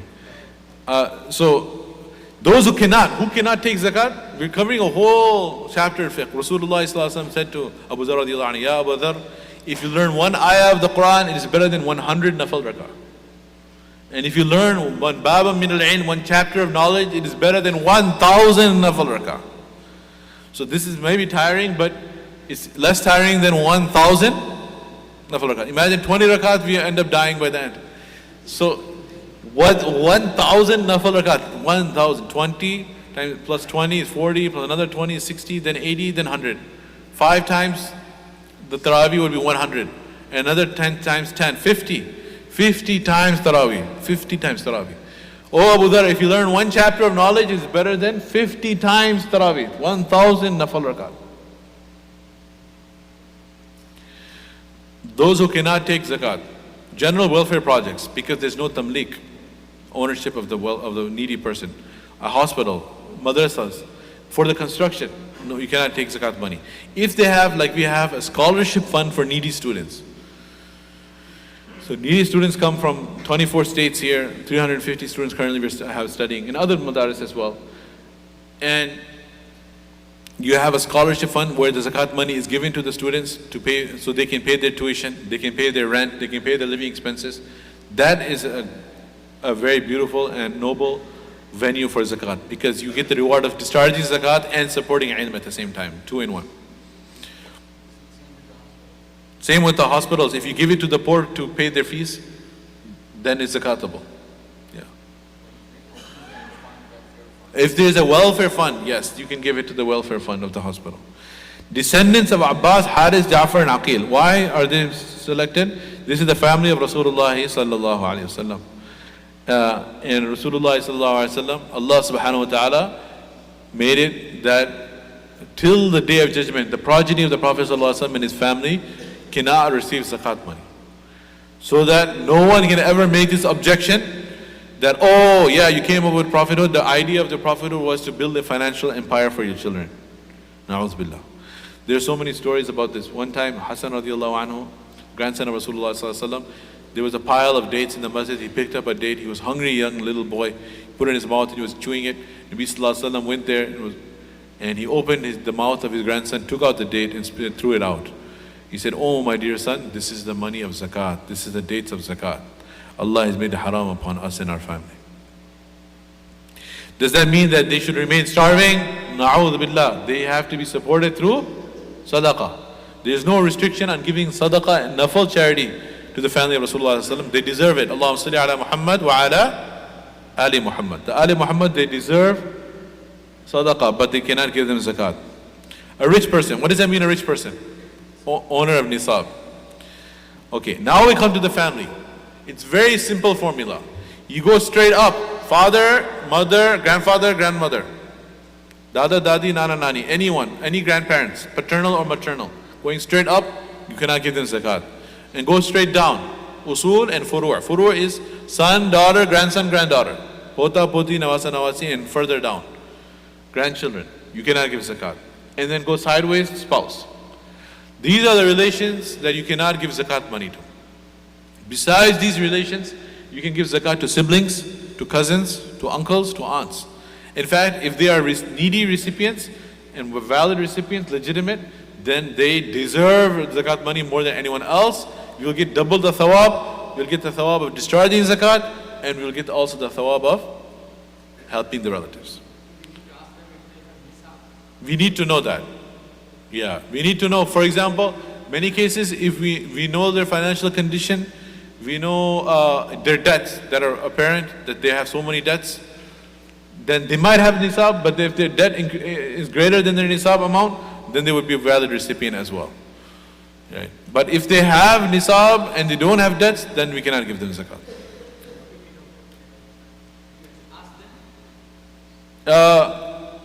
I mean, if you also, speaking about asking and informing, you do not have to inform them that you are giving them zakat money if you know they are a recipient, a valid recipient. You can just give it as a gift as well. You don't have to demean them and make them feel bad by telling them this is zakat money. But if you're not sure that this is a matter of your pillar of your deen, your zakat, then you have to make sure. If you have to ask them, then you have to ask them, depending on how close you are. Many situations you would know, if they're very close family members, that their debts are so much and they're always worried about it, talking about it, and they have problems and they're hand to mouth. Whatever money they're coming in is going out. They may be earning, but they're spending it all. Then you don't have to ask them in those scenarios.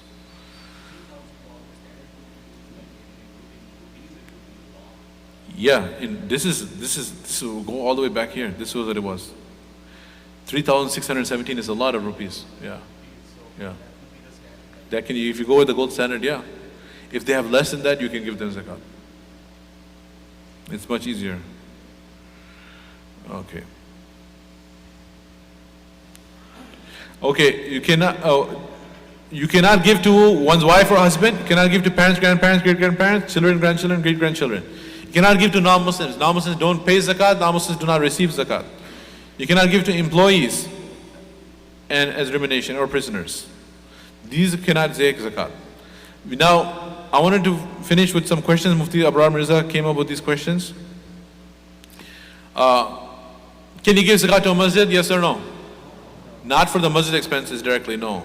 If they have a zakat fund that they are discharging zakat money to needy people, then you can give for the zakat fund of the masjid, not for the masjid expenses. Does one pay zakat on jewelry if it is in use? Yes. Does one pay zakat on rental property value? No, you learned your lesson well. Is there zakat on 401k? We didn't talk about 401k. 401k depends. If it's unvested, you have not fulfilled the conditions of employment and they did not hand it over to you, there's no zakat on the unvested until it becomes vested. And if it's vested, then there will be zakat on 401k. There's two fatwas regarding it. One says that you can go to the HR manager and say that if I want to withdraw my funds now, early, how much cash would I get at hand? They will say, don't do that, it's not a good idea. You have like 40% taxes, 20% penalty, 60% you will lose. So if they give you that percentage, then you take the value of your 401k minus the 60%, 40% is left, that is possible, how much money you can get. So 2.5% of the 40%. This is one fatwa. The line of reasoning for this fatwa is, if you would have access to the cash, that's only how much you have access to. The rest you don't have access to, you would have to pay. The other fatwa is that you give zakat on the entire amount. If you don't have enough cash at hand to pay 2.5% of your 401k because you have no cash at hand and your 401k, mashallah, is ballooning, but you don't have that money, then when it finally matures and you get it, then you give it at that point for the past years. But you give it on the entire amount. The line of reasoning for this fatwa is also makes sense. They say that if you withdrew the cash and you paid the penalty and you paid the taxes, of course deduct it. Don't pay zakat on it. But did you? Did you pay the penalty? No. Did you pay the taxes? No. Did the entire amount, was it reinvested the next year?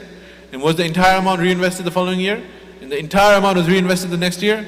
And every year the entire amount is invested without penalty deducted, without taxes deducted, and then finally when it matures you get the whole amount. So it's just like the money sitting in your bank. So therefore you should give zakat on the whole amount. That's the second fatwa. So both fatwas are there. Both have their particular reasonings. So should one subtract the fees charged for withdrawing one's 401k? Both fatwas are there. Two valid opinions. One opinion is pay zakat on the entire amount, one is to pay zakat on the amount that is left after deducting penalties and taxes. If you do not have enough money to pay the zakat, then you can pay it after it matures. You just keep a tally of it, because sometimes people have more money in the 401k and less cash at hand. So in those scenarios, you just keep a tally of it and then pay it after you reach the retirement age. On the previous years. Exactly. So now these are some final work that we do together to some scenarios to make sure that we understood the material. Assume the Nisab is $500. Just assume. This is not the real Nisab. We covered the real numbers earlier.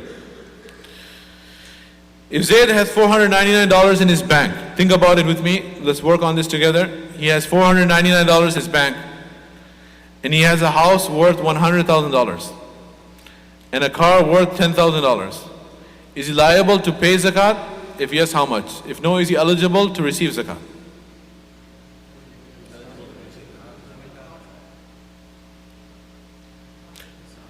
Yeah, so he does not, the Nisab is 500. He does not, okay, this reminds me of one thing, yeah, you're right, but there's one thing I have to explain. That when calculating when a person has to give zakat, when a person has to give zakat is when he has beyond his needs, he has the nisab. Beyond his needs, if he is a possessor of nisab, that individual has to give zakat.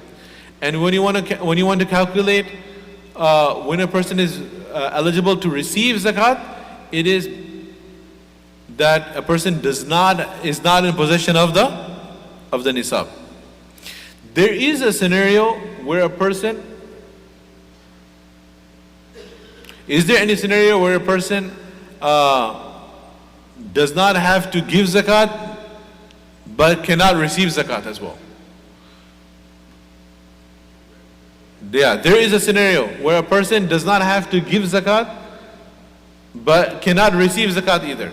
How is that? If a person, for example, beyond his need, he owns additional homes, he has vacation homes, he has additional homes, or he has homes that are, for example, investment properties. He has 3-4 investment properties. How much money does he have in the bank? The nisab is 500, he only has $400 in the bank. So we will say, do you have to give zakat on $400? No, he doesn't have to give zakat. But can he receive zakat? He cannot receive zakat. Why can he not receive zakat? Because beyond his necessities of life, the personal home for his residence. He has additional properties. They're not zakatable wealth. See, the thing is, he ends up amassing non-zakatable wealth. He has investment properties which are not zakatable, but he doesn't have savings. Maybe no one is renting those properties, that's why he doesn't have money. So he doesn't have zakat, so he doesn't have to give zakat because he doesn't have nisab, but he cannot receive zakat because he has, beyond his needs, he has other non-zakatable wealth. What will he be told? Naturally, he'll be said to him, you can't receive zakat money, don't go beg for zakat, sell those properties. Liquidate those properties and then you'll be okay. Right, so just keep that in mind. In this case, this person has a house, that is his necessity. And he has a car worth 10,000, that is a necessity. Does he have extra properties? No. And what does he have in the bank? 499. Does he have the nisab? No. So can this person take zakat money? Yes. This person can take zakat money, can receive zakat money. Yes.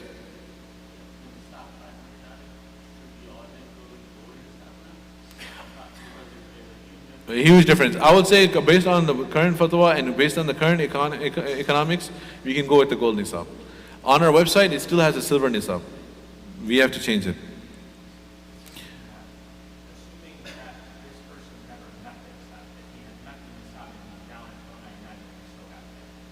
Yeah, currently at the time you pay him, doesn't matter what it was in the past. Right now, if he doesn't have the nisab, he is a valid recipient. So let's say like 6 months ago he had $1,000. Yes. Or maybe a year ago, right? So he had 1,000, but now the day of the zakat date, he's down to 499. He's not paying zakat. We're talking about him as a recipient now. Okay, I'm saying, is he liable for zakat? Oh, you're asking a different question.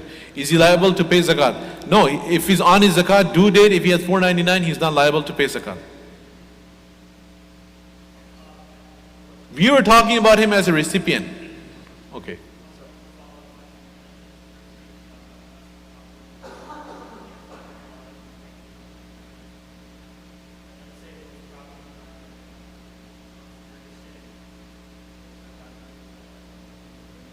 Yeah, if a person has investment properties and he has very few, he only has like $400 in the bank, I said that he doesn't have to pay zakat on the $400 because it's less than the nisab of 500 in this hypothetical situation, and he cannot receive zakat. He cannot ask for zakat money. He's not a valid recipient because he has those properties.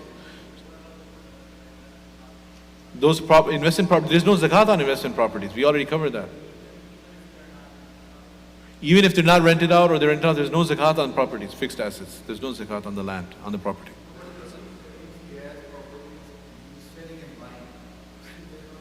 If he's selling and buying, then that is not investment, that is not just holding on. That is now going to become stock in trade. That will become zakatable. There will be zakat on properties. If he's buying and selling, swapping, buying and selling, then there will be zakat on the entire value of the property. Yes.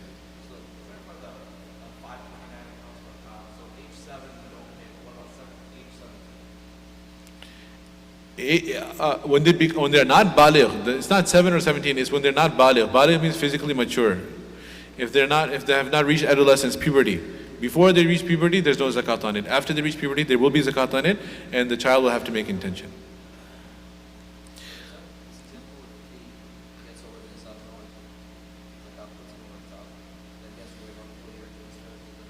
Yeah.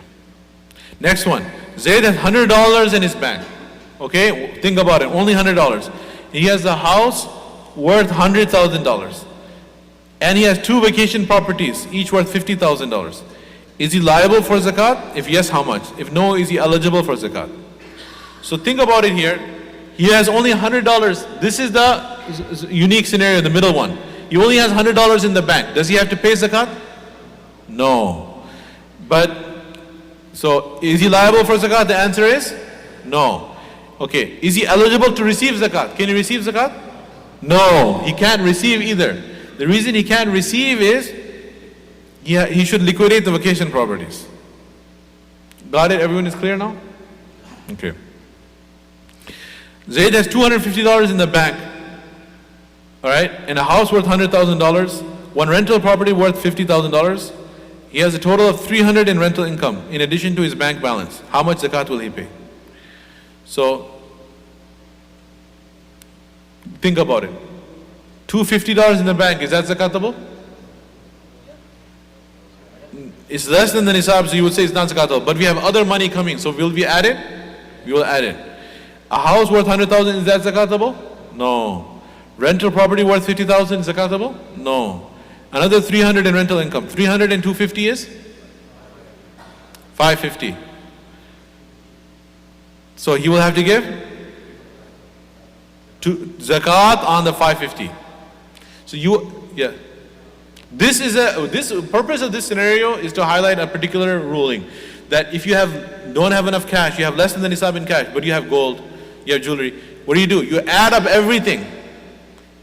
You don't look at them individually and say, oh, I have less than the nisab.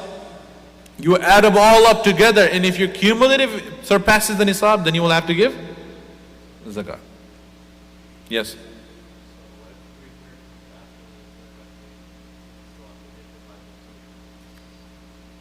No, this is only, if it comes after the zakat date, he doesn't have to pay. This is only if it's coming in at the zakat time. Okay. Zaid has 250 in the bank, a house worth 100,000, one resale property worth 50,000, and one property for rent worth 75,000. How much zakat will he pay?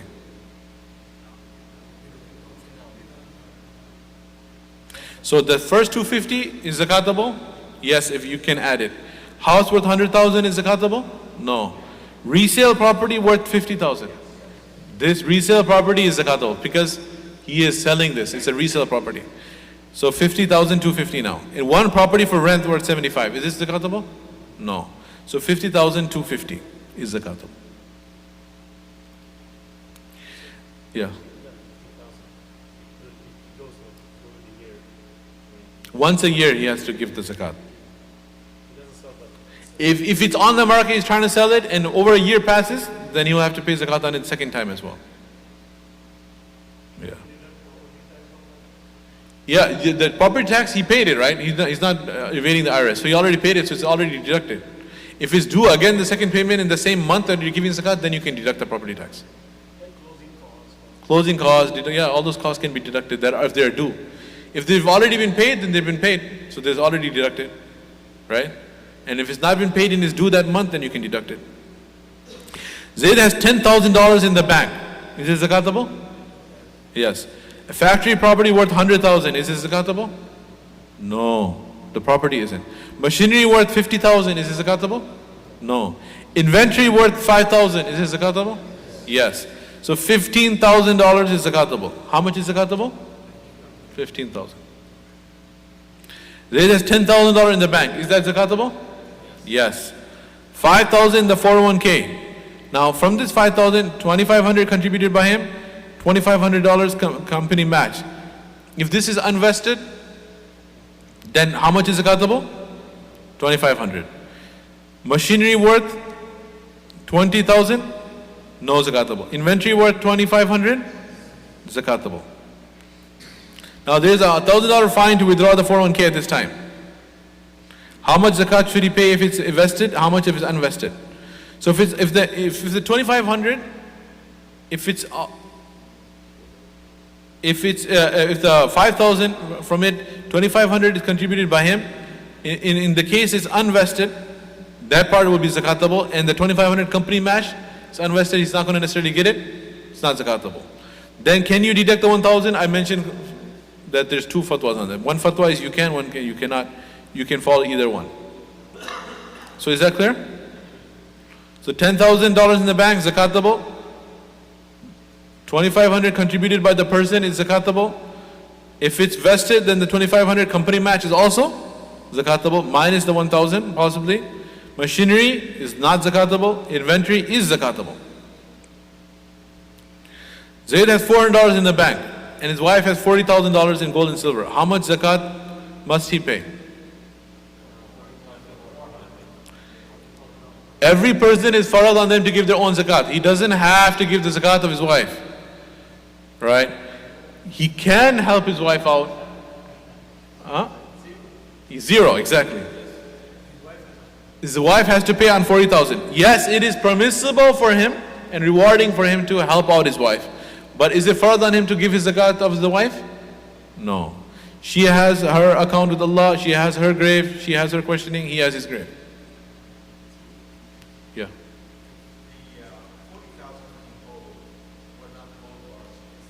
Jewelry. Yeah.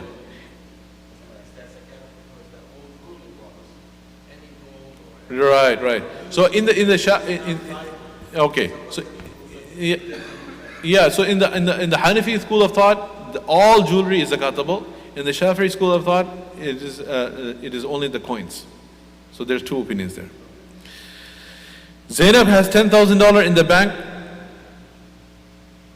So majority are here Hanafi, so I was mentioning the Hanafi school of thought, but brother asked me, so I mentioned the Shafi'i view as well. So I want the answer based on the Hanafi fiqh here. Zainab has $10,000 in the bank. Does she have to give zakat on 10,000? Yes. Gold that she wears worth 50,000? Yes. Silver that she does not wear worth 500? Yes. Diamonds worth 30,000? No. There's no zakat on diamonds. How much zakat should she pay? On the 10,000, 50,000, 60,000, 500, not the 30,000. There's no zakat on diamonds.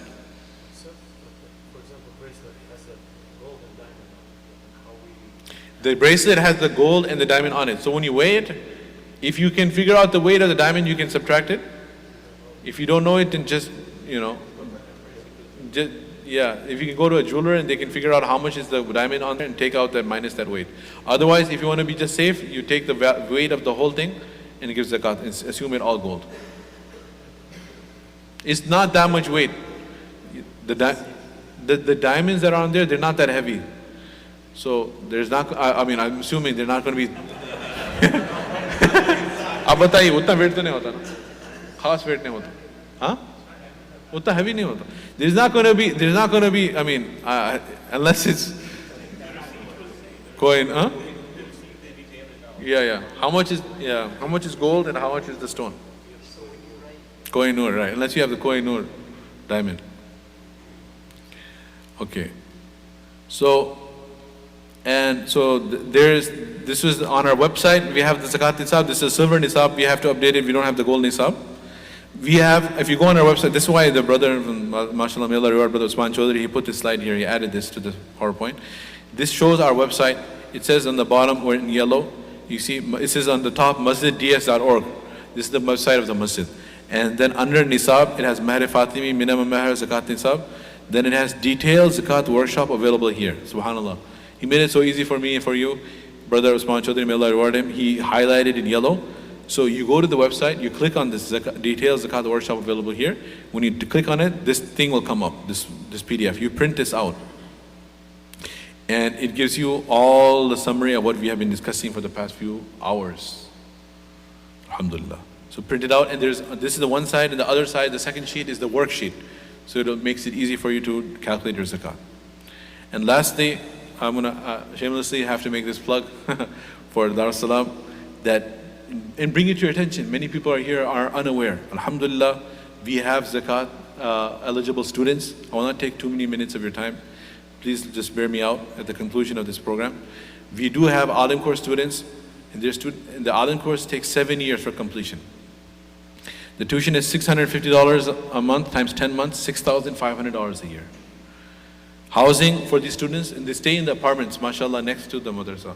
There are many madrasas that have boarding. There's so many headaches with boarding and a lot of liability issues. Alhamdulillah, Allah Ta'ala blessed us with several hundreds of apartments next to the parking lot, right here. Willow Lake Apartments. So it's like we outsource the boarding to them, to Willow Lakes. So they sign the lease, the students who are 18 and above, and they stay there, 4 students in an apartment. And they are from 24 states, from New York, California, Florida, Michigan, from all over the country. They're studying here. So the housing is where do you get $300 rent? It's because there are 4 of them together, 3 of them together. So they stay together and they pay $300 each times 12 months. You can get a 10-month lease, even though it's 10 months of schooling. They get 12 months, so it's $3,600. And then we have a meal plan for the students, the needy students, where we have catered meals. This is lunch and dinner, does not include breakfast. It's $300 a month. It's like $10 a day. So it's $3,000 for the year. So total annual expenses for one alim student, if you want to sponsor, with zakat money, you have to give the zakat money anyway, is $13,100. You will be sponsoring the education of 1 year. If you have more zakat, you can sponsor for 7 years for a full alim, from beginning to end. Subhanallah, Rasulullah sallallahu alayhi wa sallam said, "Ughdu aliman," become an alim yourself if you can. Or muta'alliman, or a student. Or muhibban, or a lover or patron. وَلَا تَكُنُوا أُغْدُ عَالِمًا أو مُتَعَلِّمًا أو مُسْتَمِعًا أو مُحِبًّا وَلَا تَكُنُوا الْخَامِسَ فَتَهْلِكَ. Become a supporter or of a knowledge, of students of knowledge, but do not become any other category and you will face destruction. May Allah protect us. So this is an opportunity to sponsor these students who will inshallah become aimma, become scholars. Just like today I had the opportunity to go over with you the fiqh of zakat. Our students, they learn this and much more beyond. They'll be teaching people throughout America. They'll be serving throughout the states and you'll get the reward. So please make intention to give zakat money. Yes?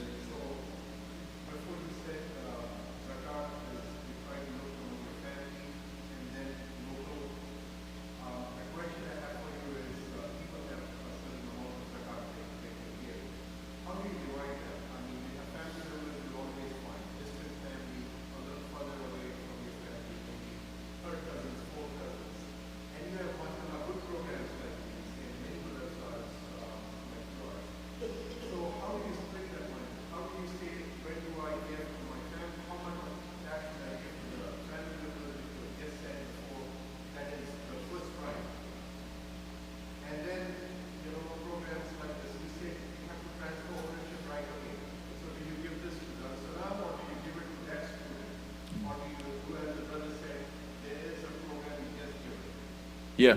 So basically, subhanallah, this is discretionary up to a particular individual. There are certain rules which are very objective, straight up. Who you can give zakat to, who you cannot. We covered those in detail. So if a person is possessor of Nisab, even though he's a family member, you cannot give it to. Or a person is very needy, but is your father, grandfather, or son, grandson, you cannot give to. Or spouse. So which relatives you cannot give to, which ones you can give to. Which ones are valid recipients, which are not. We covered that. Now, after you are within the acceptable zone, then it is permissible for you to divide as you wish. As long as you are within the permissible categories you are giving the money to. So there is additional reward in supporting relatives. There is also additional reward in supporting students of knowledge. And there's additional reward to give locally as well. So you can, now all are okay. All are al-khair, kullu khair. They're all good. They're all khair. So depending on your particular inclination, what comes in your heart, you do istikhara, you can't go wrong either way. If you give all of your money to different relatives, so be it. If you give all your money to students of knowledge, that is acceptable as well. Because you are choosing between acceptable, permissible avenues. There is no clear instruction that so much percent should be for so and so and so much. I cannot make up that percentage when it doesn't exist. Okay. With respect to giving to the students, over here we have when you write the check, you write in the memo zakat. There's a separate box. If you give cash, there's a separate slot in the wall that says zakat. It's separated for a reason, because it has a separate account.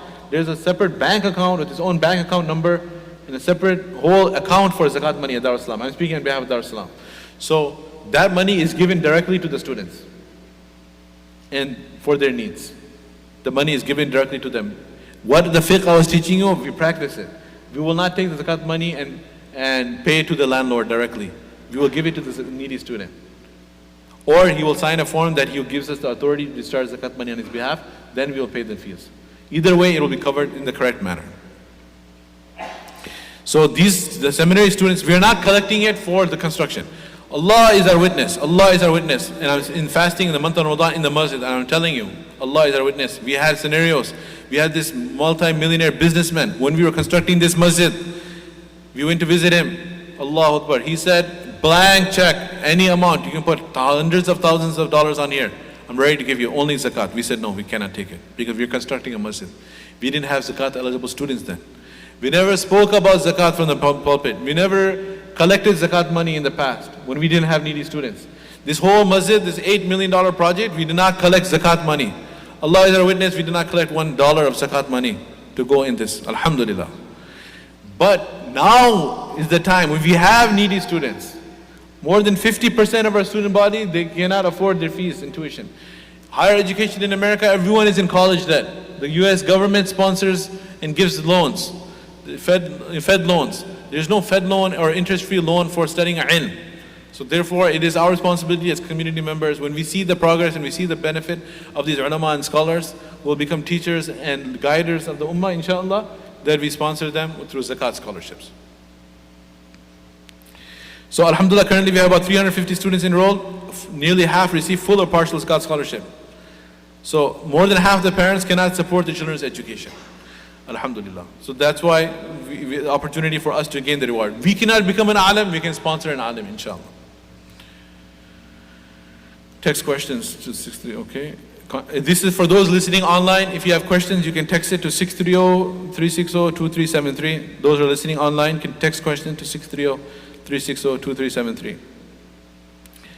If you need one-on-one consultations, inshallah, you can contact the office at masjidds.org with your questions, and you can set up an appointment for a one-on-one consultation to calculate your zakat of your beautiful portfolio. Inshallah. Jazakumullahu Khairun.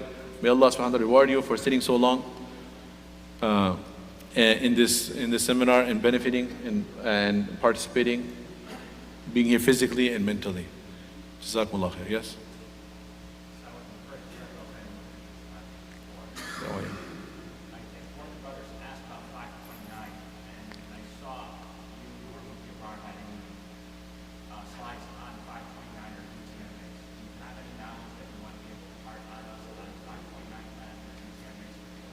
Okay, so you have to give me some background exactly what happens before I can comment on that.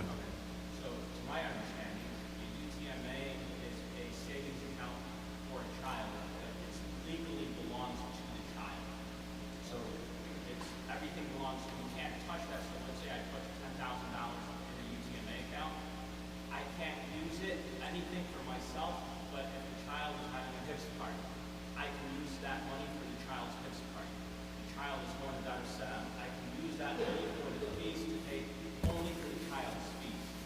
So legally, everything belongs to that child until he turns 18, and he can do whatever he wants. That's a UTMA. Okay, so the UTMA ruling is very clear. The money belongs to the child. The child money, you can spend money for the child from that account, but you cannot take out money for your own expenses. So again, this is very clear. Until the child does not reach the age of adolescence and puberty, it is not zakatable. And after he becomes baligh, then it will become zakatable. Just like fasting is not prescribed upon children, salah is not farad upon children, hajj is not farad on children, zakat is not farad on children. So we become mukallaf ahkam of shara', meaning we become responsible for the rulings of sharia when we become physically mature, when we become baligh. 529 is strictly for education, but you as the parent are the legal owner of that plan. But you can go ahead and use it for any child as long as it's for education, but if you pull it out, then you pay it out. So legally, it belongs to you. You use it for yourself as well. Okay, in the 529. In the 529, if you make the intention in your mind that you have made the child the owner of the money between you and Allah subhanahu wa ta'ala, and you are not going to take out the money for your own expenses, and you don't take it out, then it will not be zakatable. But once you break that promise and you start using it, taking it, that's wrong. You need to literally take permission before you take the money out. And if you do, then it will become zakatable at that point. But otherwise, it will not be zakatable. Just because I'm the legal owner of it. The legal work documentation want to make a difference because you have made the intention that you have given the money to the child. Yeah, you have to mention the beneficiary, right? Yeah, go ahead. Is security deposit on a apartment? Is the security deposit on an apartment zakatable? So basically, the security deposit is supposed to be returned back to you once you vacate the property in a nice manner. Yeah, so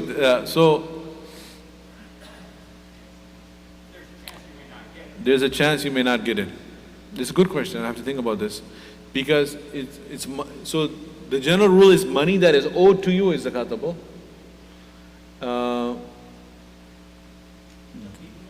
This is not a not a qawi dain in the sense because there's a chance you will not get the full amount back. So I would say in this situation, wait till you get the money back, and if you get the full money back, then give the zakat for the past year as well. That's the safest thing to do. Otherwise, don't prepay and give zakat for it. You don't have to prepay, I should say, until you get it.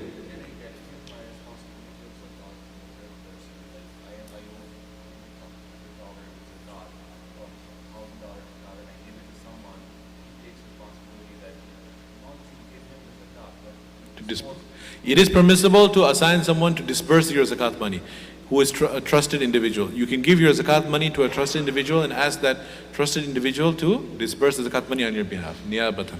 Yes. There's a question that's always troubling me in today's economy and today's financial world, which is the rental properties, investment properties, whether it's land or apartments or shopping centers. The way you present that it is not taxable, it's not zakat. My problem with that is that we have multi-millionaires who are sitting on billions of dollars, and we tell them it's okay, you don't have to pay zakat. Yeah. So basically the thing is, zakat is something which is, we have the wrong philosophy where we think that that's all that we have to pay to begin with. That's the inherent flaw. That we are thinking that if you have properties, you don't have to pay zakat, therefore you don't pay anything. No. وَفِي أَمْوَالِهِمْ حَقٌّ لِلسَّائِلِ وَالْمَحْرُومِ. There is a haqq for the beggar and for the deprived people. We should pay beyond, we must pay beyond zakat. Zakat is just one type of charity, the wajib charity, and there are specific categories of when it is wajib and who it can be paid to. So it does not fall under zakat, but it doesn't mean it's exempt from sadaqah, from lillah, from nafilah. They should be paying the nafil sadaqah. But we cannot change the rule of the sharia. If there is a fixed property, a fixed market, a store, mall, there is no zakat on that. It will be zakat on all the material inside that is selling, the stock in trade. There will be zakat on all of the urud al-tijara, on the stock in trade, that all the inventory. There is zakat on the whole inventory, but there won't be zakat on the value of the store, the value of the building. There's no zakat on the land. So that is what Allah and Rasul made the law. If somebody invests all of his money in non-zakatable assets and has very little cash, he's reducing his farad zakah. Doesn't mean he should not give sadaqah. We need to encourage sadaqah. But just to encourage people to spend, we cannot change the ruling of the zakat and make it zakatable, that which is non-zakatable. That's something that never existed back then during the Yeah. or the Abbasis. All through these hundreds of years, that kind of economy never existed. We did have zakat on livestock, and we're taking 20%. We do have zakat back then for farmers, and they have to pay about 20% on their proceeds from the farms. But there's people who are, right now, it's totally different. The economy, there's a huge portion of the economy that's in non-zakat. And we cannot sit and wait for somebody to pay Sadaqah. Yeah. Don't So you I- think that we need for a fatwa from ulama that they come up with a ruling on? Right. We need that. Right. Inshallah. Jazakallah khair. I feel your pain. Yeah. Yes. So we talk about Lunar and having to have the Nisab class. So what if somebody has zero cash, but then $5,000 in gold? They would have to do Lunar, right? Yes. So the last one is silver, but it has to be later changed, right? To gold. But it's only US or it's worldwide? Worldwide. Okay, I think we'll conclude now, inshallah. We can take questions personally after that. So, for construction, but if there's needy students, you can give to the needy students. Yeah. Subhanallah wa bihamdihi, subhanakallah wa bihamdik, nashhadu an la ilaha illa anta nastaghfiruka wa natubu ilayk. Those who are in itikaf, please pick up all the bedding before Asr Salah, because after Asr, inshallah, we will have different programs. We will have the Tazkiyah session after Asr with Mawlana Muhi, very important session. Please benefit from that, inshallah. He will be going over a classical work, Risala al-Muhaysibi. And inshallah, we will have the iftar and dinner downstairs. So we need to pick up all the bedding before Asr Salah. Subhanallah. 7 o'clock. Yeah.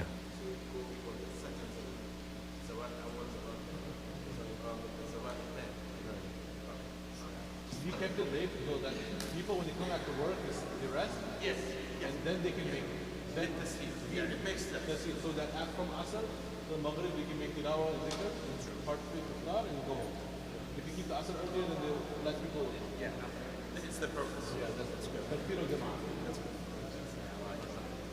You mentioned that if someone had like a percentage of a business or like, would the person who said like everybody on their own accord is like that, but yeah, but do you pay the price of the share, do you pay the price of the dividends that you're making on a daily basis?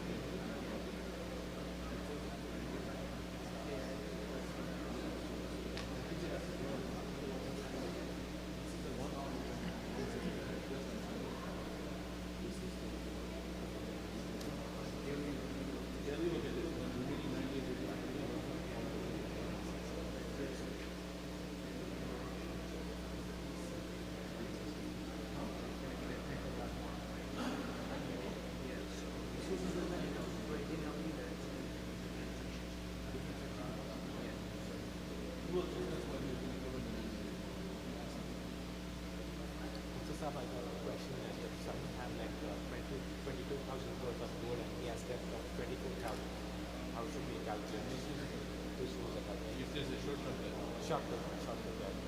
This was a calculation. because the liabilities exceed the credit. How much zakat do you give one person? Is it possible to give them too much so that they don't become not eligible? Yeah, but at one time you will do that. Yeah, like if you gave someone $4,000, Yeah, you can do that. but then they can have After that, you can have to, like, if you give somebody $4,000, and afterwards when you give them another $4,000, you can't give them the second $4,000. But at one time you can give them except that's when you're somebody else. If I give a new recipient $4,000, then I want to go back and give that same recipient another $4,000 right away. After some time, you still have to. I cannot do that. as What? respect. You have to go below that. But at one time, if I want to give 8,000, I can. You can't. Yes, you can. That's what I'm trying to give you this example. So if you give it one time 8,000, one time 1,000, you can't. Because when you give it to him, he's eligible. After you give it to him, he won't even. 99% of cases, when you give the Nisab and so on, that he might be over. You don't have to keep him poor. When you give the zakat money, you don't have to give zakat money at such a level that you don't have to keep it after you go to the Nisab. All your zakat. You can technically give all your zakat one person, that's not reflected. I know you can divide it up. With the different, the more individuals you can help, the better. But if somebody ends up giving it to one needy person, then zakat will be another. You got it? You have to distribute your zakat. Let's say like You can today, separate it like and zakat. divide it. Giving the zakat makes the person get into business or get into like livelihood. Can we give the whole? Is it preferable? Yeah, that's beneficial. You know, you want to uplift that. You don't want him to remain poor. That's not the objective that you want him to remain poor. You remain poor. Mufti sir, you also said one thing that you should not give it to the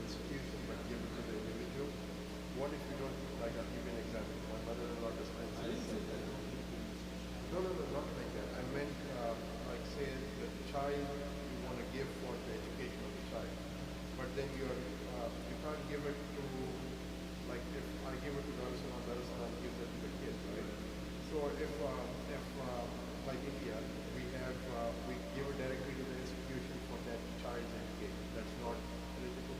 No, if you mention that it's zakat, and they have a zakat fund, and then they give it to their as long as you mention it clearly that this is zakat. What if it's a regular school that you want to fund this kid's education? Yeah. So then you give it to the family of the child. What if they are not, education in India is not looked upon as, as long as they can spend it for other things. But you understand the value of education and you say, for this kid's education, we want you to spend, and you don't trust the family enough. Okay, so this is a very unique situation. You have a unique solution. You can tell them that you have some questions that you told, you can spend the money on behalf of them now. You have someone. Yeah. Okay, so you can say that, say his name is Zaid. You tell the family that they appoint Zaid to receive the contract and everything. You send it out to them before they have to say they believe that you, as a eligible recipient of Zakat, assign Zaid to accept and disperse the money on our behalf. So they make it called what we do. It now take the money. Then you give the Zakat money to the agent, and he gives this person. Is the name good enough for them? Let's say you don't want to embarrass that family, that it's the cat money that you pay into the funds, that you pay in the funds. But also, you don't want that money to be squandered on other purposes. So you just go ahead, and that's what we do in Palestine.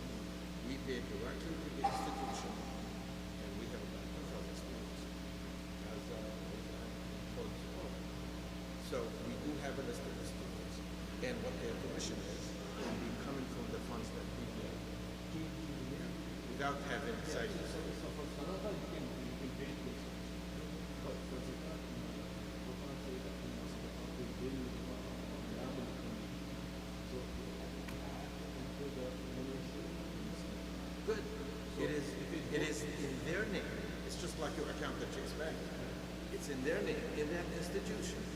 That $4,500, and it's going to be drawn for his, not for his personal expense, for the tuition and that cost. at any point in interest. No, it's not, because we don't want it to be misused. That's what I thought. We want to make sure that it's used for. It's up to you. The deep-hearted niyyah is, it's zakat money we wanted to spend to have fishermen, not to give somebody a fish, teach them how to fish, and in future.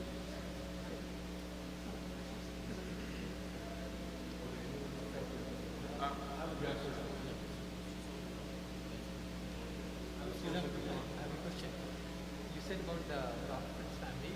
In the family, the husband is a sayyid, wife is a sayyid. Can you give it to the person? Yeah, you can give it to the other person. And they can use the whole family. Right. I mean, they can. So it will be not be considered zakat for them. After you discharge to the non-selling person, then it's permissible they can spend it on this. For example, he gives zakat money to a needy person, he goes to the doctor, and gives the money to the doctor. He gives $100 bills, the same bill, the same note, same serial number. He gives that zakat money to a wealthy doctor for his services. Will the doctor be receiving zakat money? No. Because after it enters a position of a recipient of zakat, the zakat is discharged. So this is called the Tabaddul al-Hukum with Tabaddul al-Milk. Meaning the hukum changes when the milk changes. After the milk came into the position, came into the mustahab, now it's not zakat money. You can't go to the doctor and say, oh, that $100 bill, that's zakat money. You understand? So, huh? He earned it. No, not only he earned it, it's because after it was discharged, then when that needy person takes the money, They can do anything. they can do anything with it. So likewise, if you have a family where the husband is from the out of school, the wife isn't, then after the wife receives it, she can spend on that. So for the students, whether the parents are If the parents are non-zakat eligible, then the not baligh, minor children, would be dependents of the parents. But after they become baligh, then they're considered independent. Even if the parents are not zakat eligible, but the 16-year-old, 17-year-old student, 15-year-old student can be considered zakat eligible because he has no savings. He's considered independent after they become baligh. Oh yeah, we make sure. We give the baligh or Yeah, mostly valid goods. And if it will be non-valid, then the parents will be zakat as well. But there are less of those. These are mostly valid students who are zakat. Theoretically, then most teenagers are zakat eligible. Yes. Right. But you have to be practical. Yeah. Don't misuse that concept. Just a follow-up question on my point. You had said if we don't have access to that account, and the kid is Not at problem. now valid. Now. Now, let's say that, okay, like my older son is, I don't have access to that money. Do I still pay zakat on it? You will have to pay zakat on it. He can't access it. You can access it. Wait for a problem. And you cannot do it.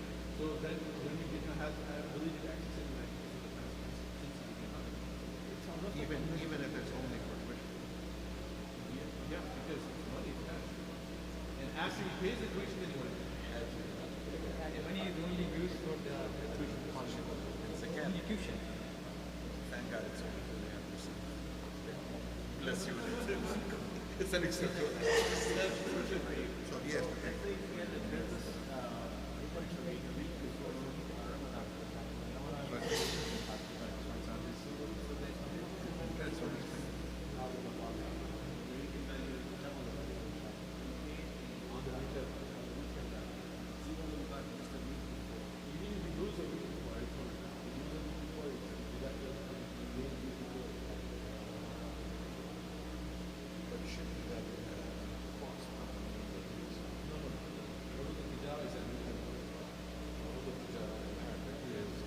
Means by which you do business, which is the fixtures and the building.